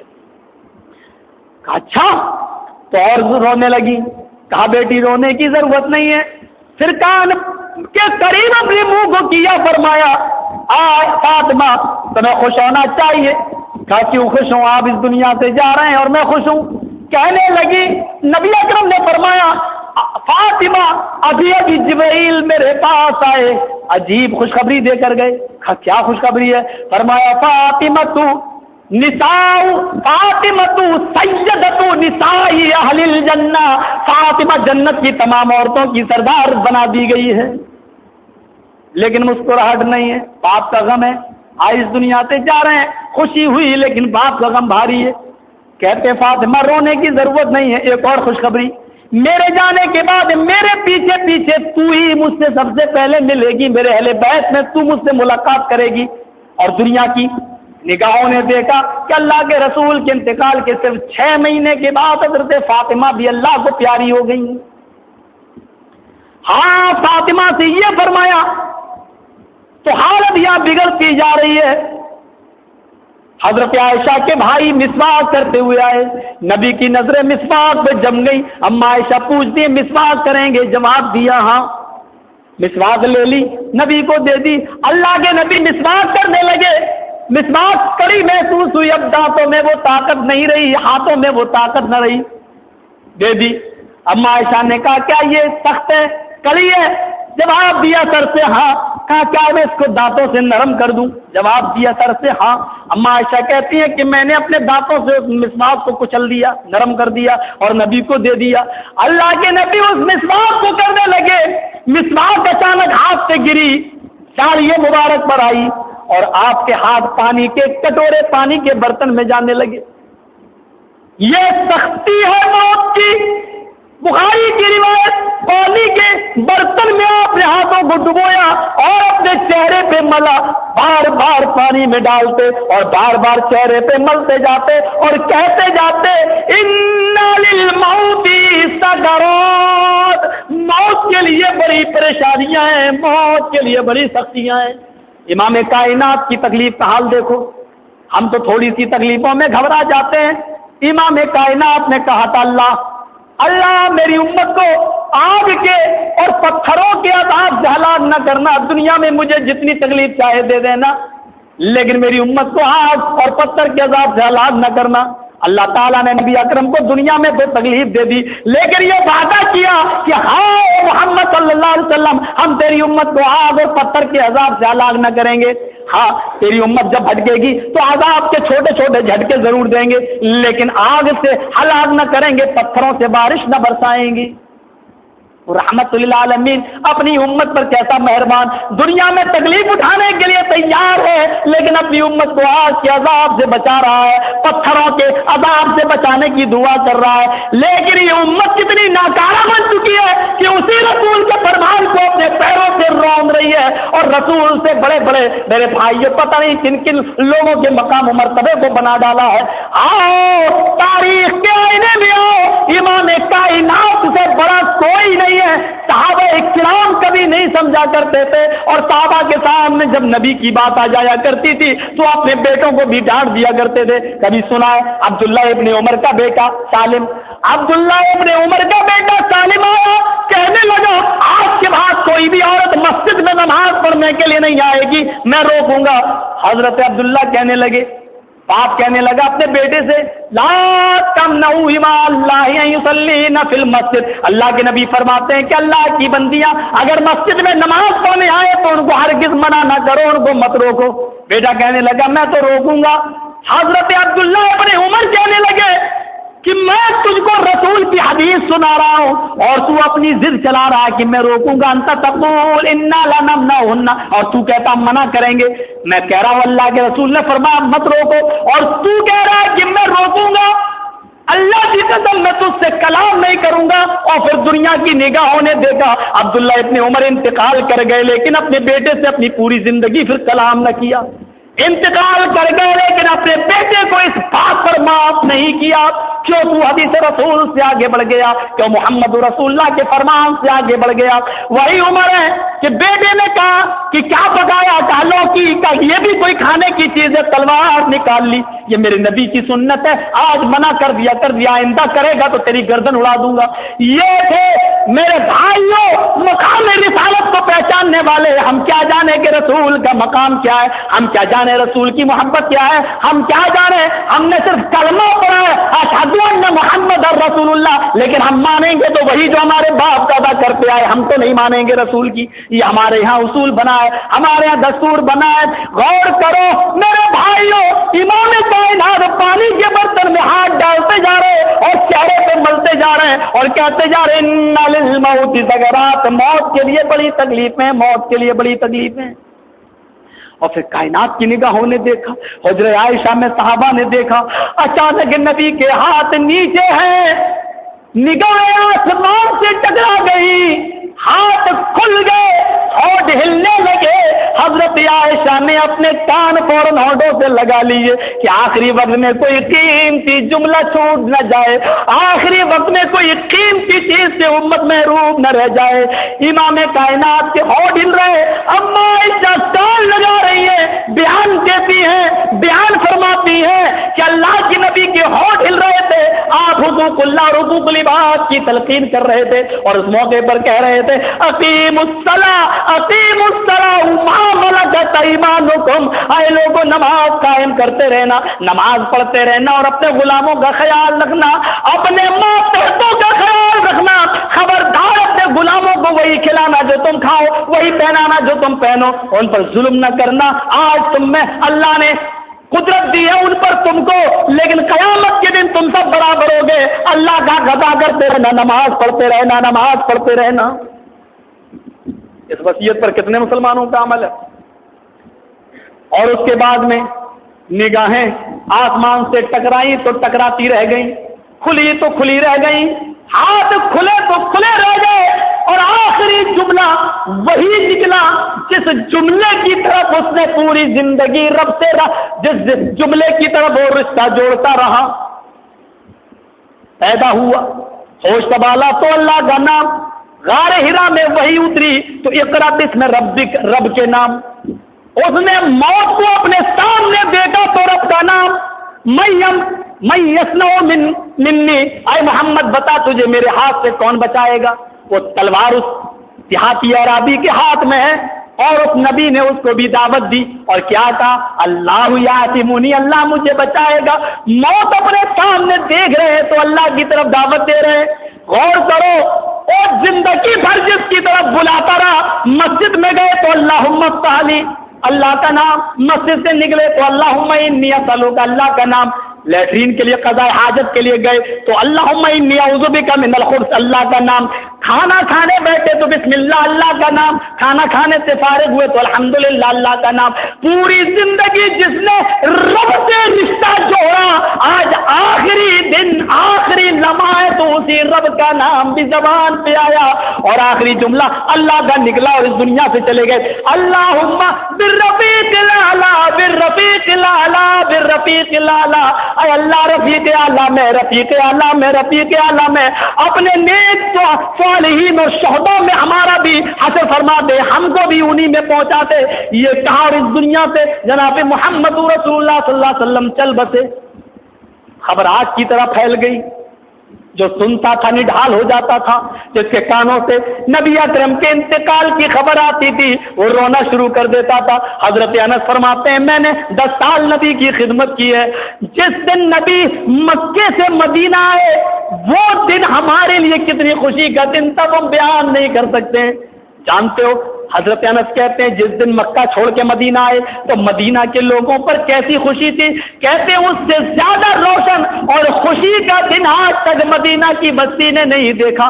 ارے چھوٹی چھوٹی 5-5, 6-6 سال کی بچیاں گیت گا رہی تھی نبی کی آمد کی خوشی پر اور کہتی جا رہی تھی طلع البدر علینا من ثنیات الوداع وجب الشکر علینا ما دعا للہ داعی۔ آج تو 14ویں رات کا چاند مدینے میں آ گیا ہے، مکے کی پہاڑیوں سے ہٹ کر آج مدینے میں چلا آیا ہے۔ ہم تو اللہ کا شکر ادا کریں گے جتنا اللہ رب العالمین چاہے گا ہم تو اللہ کا شکر ادا کریں گے، بلکہ ان بچیوں میں کچھ نہ سمجھ تھی، چھوٹی چھوٹی تھی، وہ جانتی نہیں تھی، ان کے منہ سے غلط جملہ بھی نکل گیا، ایک شرکیہ جملہ بھی نکل گیا، اور کہنے لگی وَالنَّبِيُّ يَعْلَمُ مَا فِي غَدٍ، آج تو ہمارے پاس ایسا رسول آیا جو کل کی بات جانتا ہے۔ نبی نے فوراً ٹوک دیا، کیا اصلاح کا قدم تھا؟ 5 سال کی بچیاں لوگ غلط یہ سمجھتے کہ بچی ہے چلو کوئی بات نہیں، لیکن امام کائنات نے کہا عقیدے کی اصلاح کر لو، فرمایا بچیوں بیٹیوں یہ جملہ مت کہو، اس سے پہلے جو جملہ بول رہی تھی وہی کہو، تم تو کہتی ہو کہ کل کی بات، ارے میں تو ایک لمحہ کے بعد کیا ہوگا یہ بھی نہیں جانتا۔ یہ کہہ کر آپ نے بچیوں کی بھی اصلاح فرما دی ہے۔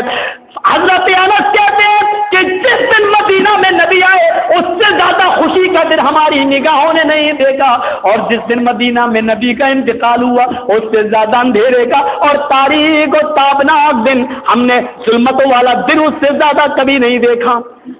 خوشی کا بھی دن ہم نے اپنی آنکھوں سے دیکھا، اور جب نبی کا انتقال ہوا تو اس سے زیادہ ہم نے اندھیرے والا دن اور اس سے زیادہ رونے والا دن اور اس سے زیادہ غمگین دن بھی میں نے کبھی نہیں دیکھا۔ سب اپنے اپنے ہوش میں تھے۔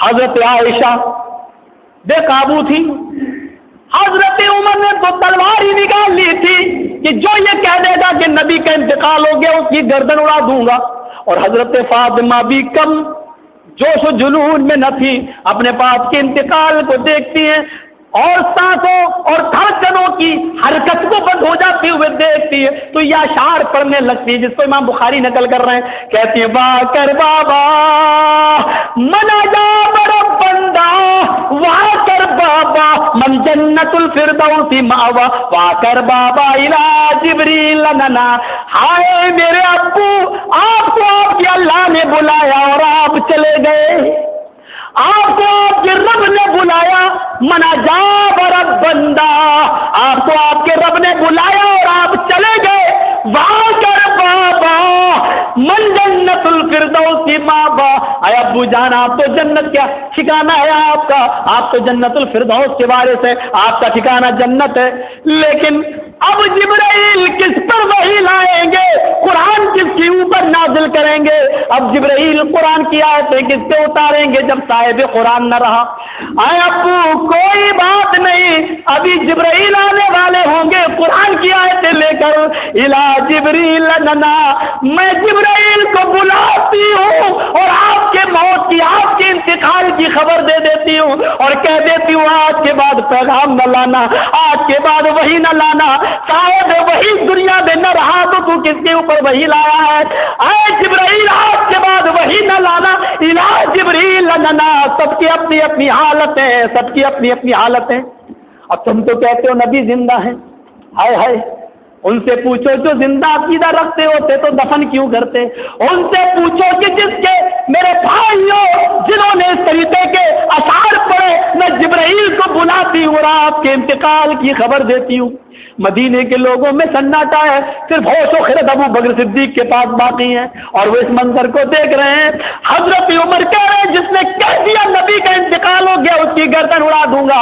حضرت ابو بکر صدیق آتے ہیں اور نبی اکرم کی پیشانی کا بوسہ لیتے ہیں اور کہتے ہیں نبی کے چہرے کو دیکھ کر، اے محمد رسول اللہ صلی اللہ علیہ وسلم، اللہ کی قسم اللہ آپ پر 2 موتیں نازل نہیں کرے گا، جو موت لکھی تھی وہ آ چکی، اب دوبارہ آپ پر موت نہیں آئے گی۔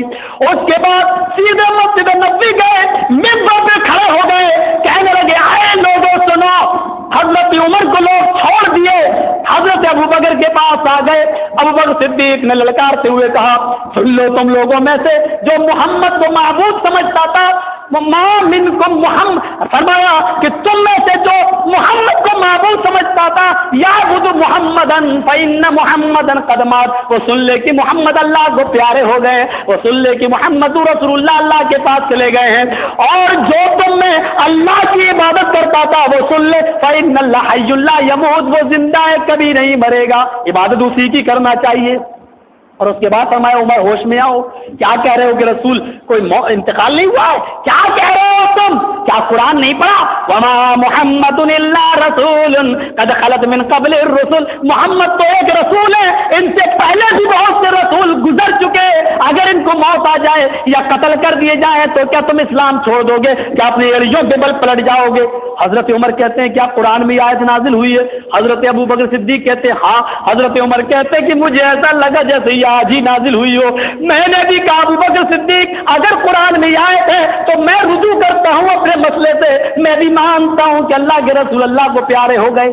اب سنو، سب کا عقیدہ بدل گیا، سب توحید پر آ گئے، نبی پر جو موت لکھی تھی وہ آ گئی۔ اب نبی کو دفنانے کی تیاری ہونے لگی، کچھ اختلاف ہوا نبی کو غسل کیسے دیا جائے، کپڑے اتار کر یا پہنائے۔ بہرحال اس اختلاف کا حل ہو گیا، سب کو خواب میں نظر آ گیا کہ اللہ تعالیٰ نے خواب میں دکھلا دیا نبی کے کپڑے نہیں اتارے جاتے ہیں، ان کو کپڑے پہنائے غسل دیا جاتا ہے۔ نبی کو غسل کپڑے پہنائے دے دیا گیا، پھر اختلاف ہوتا ہے نبی کو دفن کیا جائے۔ ایک گروہ اٹھا کہنے لگا ہم تو بیت المقدس میں دفن کریں گے، ایک گروہ اٹھا کہنے لگا ہم تو جنت البقیع میں دفن کریں گے۔ حضرت صحابہ میں سے انصاری کہنے لگے ہم اپنے علاقے میں دفن کریں گے، اور مہاجر قریشی کہنے لگے ہم تو مکے میں لے جائیں گے۔ ایک صحابی اٹھے کہنے لگے میں فیصلہ کر دیتا ہوں، نبی کی خواہش کیا تھی؟ کہا بتاؤ کیا تھی؟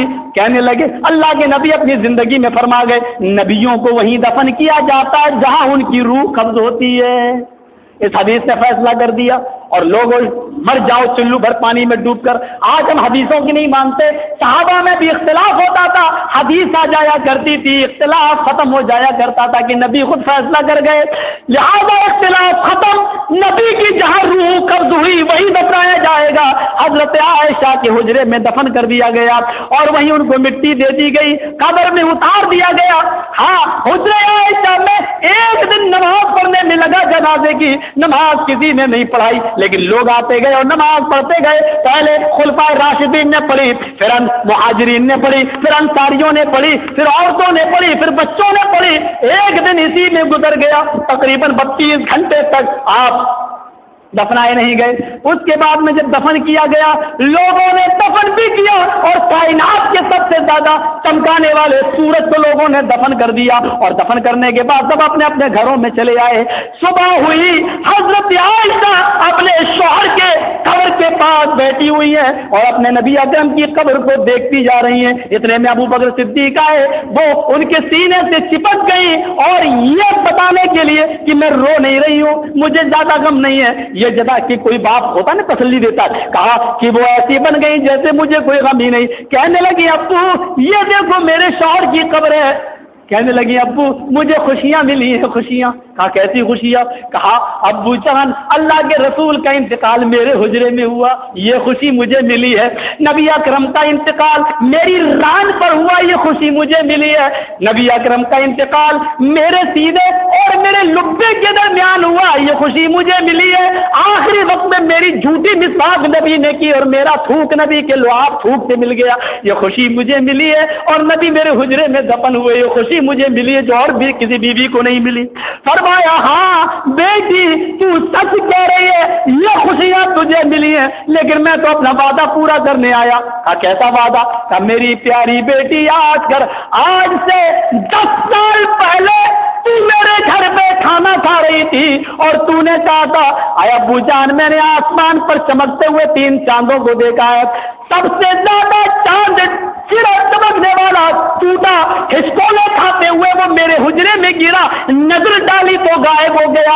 اے میری پیاری بیٹی میں نے کہا تھا رسول سے خواب کی تعبیر نہ پوچھنا، اس خواب کی تعبیر یہی ہے، سب سے زیادہ چمکنے والا چاند ٹوٹ کر تیرے حجرے میں گرا، یہ وہی چاند ہے جس کو تو نے آسمان پر چمکتے ہوئے دیکھا ہے، یہ چاند ٹوٹ کر اس حجرے میں گرا، یہ وہی چاند ہے جو ساری دنیا کو روشن کر رہا تھا، یہ چاند ٹوٹ کر تیرے حجرے میں گرا۔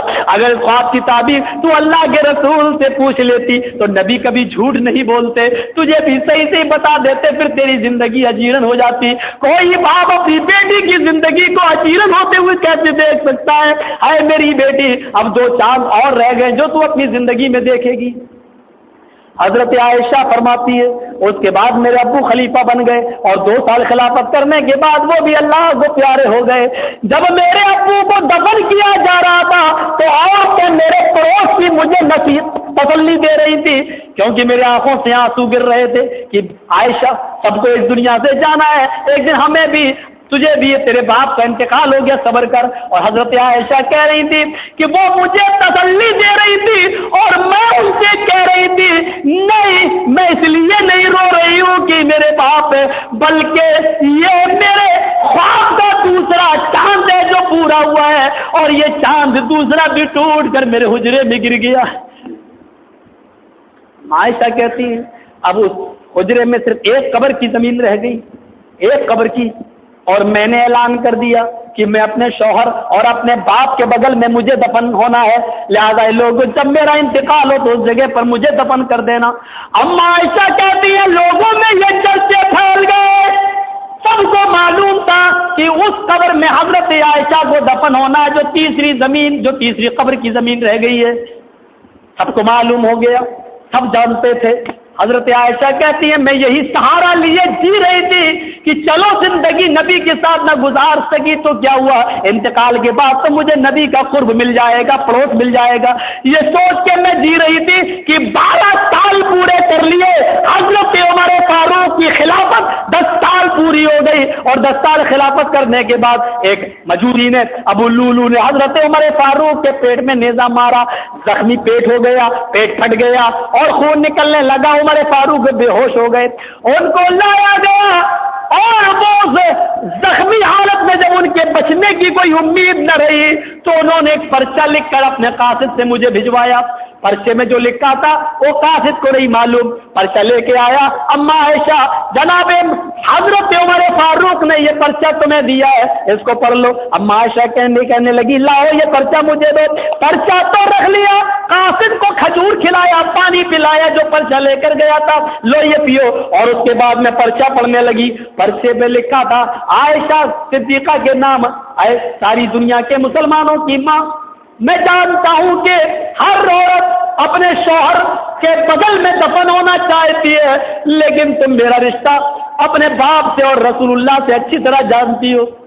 اب عائشہ کے بارے میں لکھتے کہ آئے ساری دنیا کے مسلمانوں کی ماں، آئے ام المومنین، میری تمنا ہے، میری خواہش ہے اگر میرا انتقال ہو جائے تو مجھے جناب محمد رسول اللہ کے بغل میں اور حضرت ابوبکر صدیق میرے دوست کے بغل میں دفن کرنے کی اجازت مل جائے، دفن ہونے کی اجازت مل جائے۔ اور میں جانتا ہوں کہ قربانی تمہارے لیے بڑی مشکل ہوگی، لیکن میں یہ بھی جانتا ہوں کہ محمد رسول اللہ کی چوکر سے کوئی بھی سوالی نامراد ہو کر نہیں آیا ہے۔ اما عائشہ اگر ہو سکے تو اجازت دے دو، کوئی زور و زبردستی نہیں ہے۔ چیخ پڑی، آئے عمر یہ تم مجھ سے کون سا سوال کر بیٹھے، جس سہارے کو لے کر، جس تمنا کو لے کر میں جیتی رہی اور آج تم نے مجھ سے وہی مانگ لیا۔ پھر کہتی ہے کوئی بات نہیں، میرے رسول نے اپنے اوپر دوسروں کو ترجیح دی ہے اور کوئی نا مراد و نا امید نہیں گیا، تو آج اس کی بیوی بھی اس کو نا امید نہیں کر سکتی ہے۔ اے قاصد میری آنکھوں سے جو آنسو نکل رہے اس کا تذکرہ تم مت کرنا عمر سے، اور کہہ دینا کہ اما عائشہ نے وہ زمین خوشی خوشی تمہارے نام کر دی ہے، تم کو دے دی ہے۔ اب حضرت عمر فاروق کا کردار دیکھو، کہنے لگے لوگوں عائشہ نے یہ زمین دے تو دی ہے، لیکن میرے انتقال کے بعد میری لاش کو عائشہ کے حجرے کے باہر رکھ کر ایک بار اور پوچھ لینا، ہو سکتا ہے زندگی میں میرا خیال کر کے کہہ دیا ہو اور انتقال کے بعد شاید ان کا ارادہ بدل جائے۔ ان کی لاش لے جائی جا رہی ہے، حجرہ عائشہ کے باہر رکھ دی گئی ہے، ان کی وصیت کے مطابق ایک بار اور پوچھا جا رہا ہے۔ حضرت عائشہ کہتی ہے پوچھنے کی کیا ضرورت، کہا ان کی وصیت تھی، کہا جو میں نے زندگی میں ان کی کہا تھا آج بھی وہی فیصلے پر چلوں، لہذا حضرت عمر کو وہیں دفن کر دیا جائے جس جگہ انہوں نے تمنا ظاہر کی۔ اما عائشہ دیکھ رہی ہے اسی جگہ پر دفن کیا جا رہا ہے جس قبر کی زمین کو انہوں نے اپنے نام سوچ رکھا تھا، اسی زمین میں دفن کیا جا رہا ہے۔ اور جب دفن سے لوگ فارغ ہو گئے، عورتیں تسلی دے رہی ہیں کیونکہ یہ بہت بڑی قربانی تھی اما عائشہ کی۔ عائشہ کوئی بات نہیں، تجھے بقیع میں دفن کر دیا جائے گا۔ عائشہ کوئی بات نہیں، تو کیوں رو رہی ہے؟ حضرت عائشہ ان عورتوں سے کہتی ہے میں اس لیے نہیں رو رہی ہوں کہ میں اس میں دفن نہیں ہو سکی ہوں، ارے میں ہی غلط تھی۔ اے عائشہ تو کیوں اس میں دفن ہونا چاہتی تھی؟ تو نے تو خود ہی تیسرے چاند کو اس حجرے میں گرتے ہوئے دیکھا ہے، تو وہ تیسرا چاند تو کیسے بن سکتی تھی؟ اگر تو بن جاتی تو اپنی آنکھوں سے دیکھتی کیسے؟ عائشہ تو نے تو خواب میں ہی تیسرے چاند کو گرتے ہوئے دیکھا ہے، لہٰذا یہ میرے خواب کا تیسرا چاند ہے۔ اے اللہ میرا خواب پورا ہو گیا، میرا خواب پورا ہو گیا۔ یہی اس خواب کی تعبیر تھی میرے پیارے ساتھیوں۔ اس واقعے کو اور تین چاند کے اس منظر کو میں نے آج آپ کے سامنے اس لیے رکھا کہ زمین کھا گئی آسماں کیسے کیسے۔ اس زمین نے جب رسول اللہ کو نہ چھوڑا، اس سرزمین نے ابو بکر صدیق جیسی ہستی کو نہ چھوڑا، حضرت عمر فاروق جیسی ہستی کو اور عثمان غنی اور علی کو نہیں چھوڑا، تو ہم اور آپ کی حیثیت ہی کیا ہے؟ بادروا بالاعمال السبع، 7 چیزوں کے آنے سے پہلے نیک اعمال کر لو۔ آپ کہہ گئے اللہ کے رسول، امیر ہو تو غریبی سے پہلے، غریب ہو تو امیری سے پہلے، زندہ ہو تو موت سے پہلے۔ 7 چیزوں کا نام گنا گئے۔ اگر تندرست ہو تو بیماری سے پہلے، جوان ہو تو بڑھاپے سے پہلے، زندہ ہو تو موت سے پہلے، کانے دجال کے خروج سے پہلے اور قیامت سے پہلے۔ ان 7 چیزوں کے آنے سے پہلے نیک اعمال کر لو۔ میرے بھائیو، ہمیں اور آپ کو بھی اس دنیا سے جانا ہے، ایک دن جانا ہے، اور سب سے کڑوی حقیقت یہی ہے، ایک دن جانا ہے۔ دنیا کسی چیز کا کتنا ہی انکار کرے لیکن موت کا انکار نہیں کر سکتی ہے۔ وہ جانتی ہے کہ ایک دن مرنا ہے، اور جو چیز جتنی زیادہ یقینی ہے ہم اس سے اتنا ہی زیادہ بے خوف اور نڈر ہے۔ اللہ رب العالمین سے دعا کرو کہ اللہ ہم سب کو ڈرنے والا بنا دے، اور موت سے آنے سے پہلے ہم سب کو مرنے کے بعد کے لیے تیاری کرنے کی توفیق عطا فرمائے۔ میرے بھائیو، ہو سکتا ہے کہ میرا موضوع دوسرے موضوع سے ٹکرا گیا ہو، لیکن میں نے عبرت کا موضوع سمجھتے ہوئے اور ایک عبرت آپ کے اندر پیدا کرنے کے لیے اور موت سے خوف پیدا کرنے کے لیے ان 3 بڑی ہستیوں کے ذکر کو آپ کے سامنے کیا ہے، تاکہ یہ پتہ چل جائے کہ ان ہستیوں کے ساتھ موت نے وفاداری نہیں کی تو ہمارے ساتھ بھی وفاداری نہیں ہو سکتی ہے۔ ہمیں اور آپ کو اس دنیا سے جانا ہے، جانے سے پہلے تیاری کرنا ہے۔ ہم سب دعا کریں اللہ رب العالمین سے کہ الہ العالمین تو ہماری خطاؤں کو معاف فرما دے، ہمارے گناہوں کو بخش دے۔ موت و زندگی کو تو نے جو پیدا کیا ہے، الہ العالمین تو ہمیں موت و زندگی کے مقاصد کو پورا کرنے کی توفیق عطا فرما دے۔ تو نے اس لیے پیدا کیا تاکہ تو دیکھے کہ کون اچھا عمل کرنے والا ہے، اور اللہ ہمیں ان اچھے عمل کرنے والوں میں سے بنا دے۔ اللہ، عمل سے زندگی بنتی ہے، جنت بھی جہنم بھی، تو ہمارے عملوں سے ہماری جنت کو بنا دے۔ الہ العالمین، جو بیمار ہیں ان کو شفائے کاملہ اور عاجلہ عطا فرما، جو تیری رحمت کو جا چکے ہیں ان کو کروٹ چین اور سکون راحت نصیب فرما۔ اے اللہ، جو لوگ تیری رحمت کو جا چکے ہیں ان کے گناہوں کو معاف فرما دے۔ اے اللہ، جو لوگ ہاسپٹلس میں ایڈمٹ ہیں ان کی دواؤں میں صحت و تندرستی کوڑ کے بھر دے۔ اس رمضان کے مہینے میں ہمارے ٹوٹے روزوں کو قبول فرما لے، اور روزوں کا جو مقصد ہے تقویٰ وہ ہماری زندگی کے اندر پیدا فرما دے۔ الہ العالمین، صحابہ کرام کی ان زندگیوں سے ہمیں عبرت حاصل کرنے کی توفیق عطا فرما۔ وہ صحابہ جو اپنی موت کا خوف کھایا کرتے تھے اور اپنی آخرت کو بنایا کرتے تھے موت سے ڈر کر، اے اللہ ہم کو بھی موت سے ڈرنے کی اور موت سے پہلے ہم کو زندگی اپنی آخرت بنانے کی توفیق عطا فرما۔ ہماری اولاد کو نیک توفیق عطا فرما، ہماری بیویوں کو نیک بنا دے، ہمارے بچوں کے اندر اصلاح پیدا فرما دے، اور ہمارے پورے معاشرے کے اندر اصلاح پیدا فرما دے۔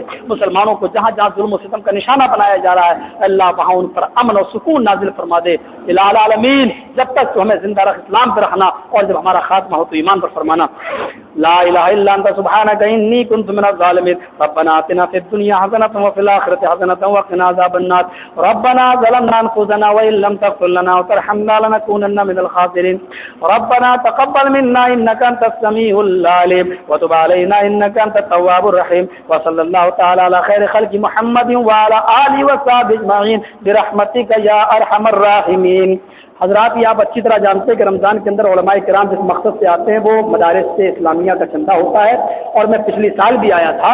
اس سال بھی مدرسہ ام ہانی البنات جو میں نے ہی اپنے علاقے میں ابھی 1.5-2 سال پہلے سے قائم کیا ہے، اور الحمدللہ ضرورت سے زیادہ بچیاں اس میں آ چکی ہیں۔ میں اسی ادارے کے لیے آیا ہوں اور میں کل چلا جاؤں گا۔ ہمارے ہاں ایک لڑکے کا جو ہمارا رشتہ دار ہے کینسر سے اس کا انتقال ہو گیا ہے، اس لیے مجھے بیچ ہی میں اپنا سفر ختم کر کے مجھے گھر جانا پڑ رہا ہے۔ لہٰذا آپ لوگ جو بھی تعاون کر سکیں، ہمارے حافظ صاحب باہر بیٹھے ہوئے ہیں، وہ اپنی رسید کٹاتے جائیں۔ انشاءاللہ اللہ رب العالمین ان کے اس انعام کو اور اس تحفے کو برباد نہیں کرے گا۔ اللہ دن دونی رات چوگنی ترقی عطا فرمائے، اور جو کچھ بھی آپ دیں اللہ رب العالمین اس کا پورا آپ کو اجر عظیم عطا فرمائے۔ السلام علیکم۔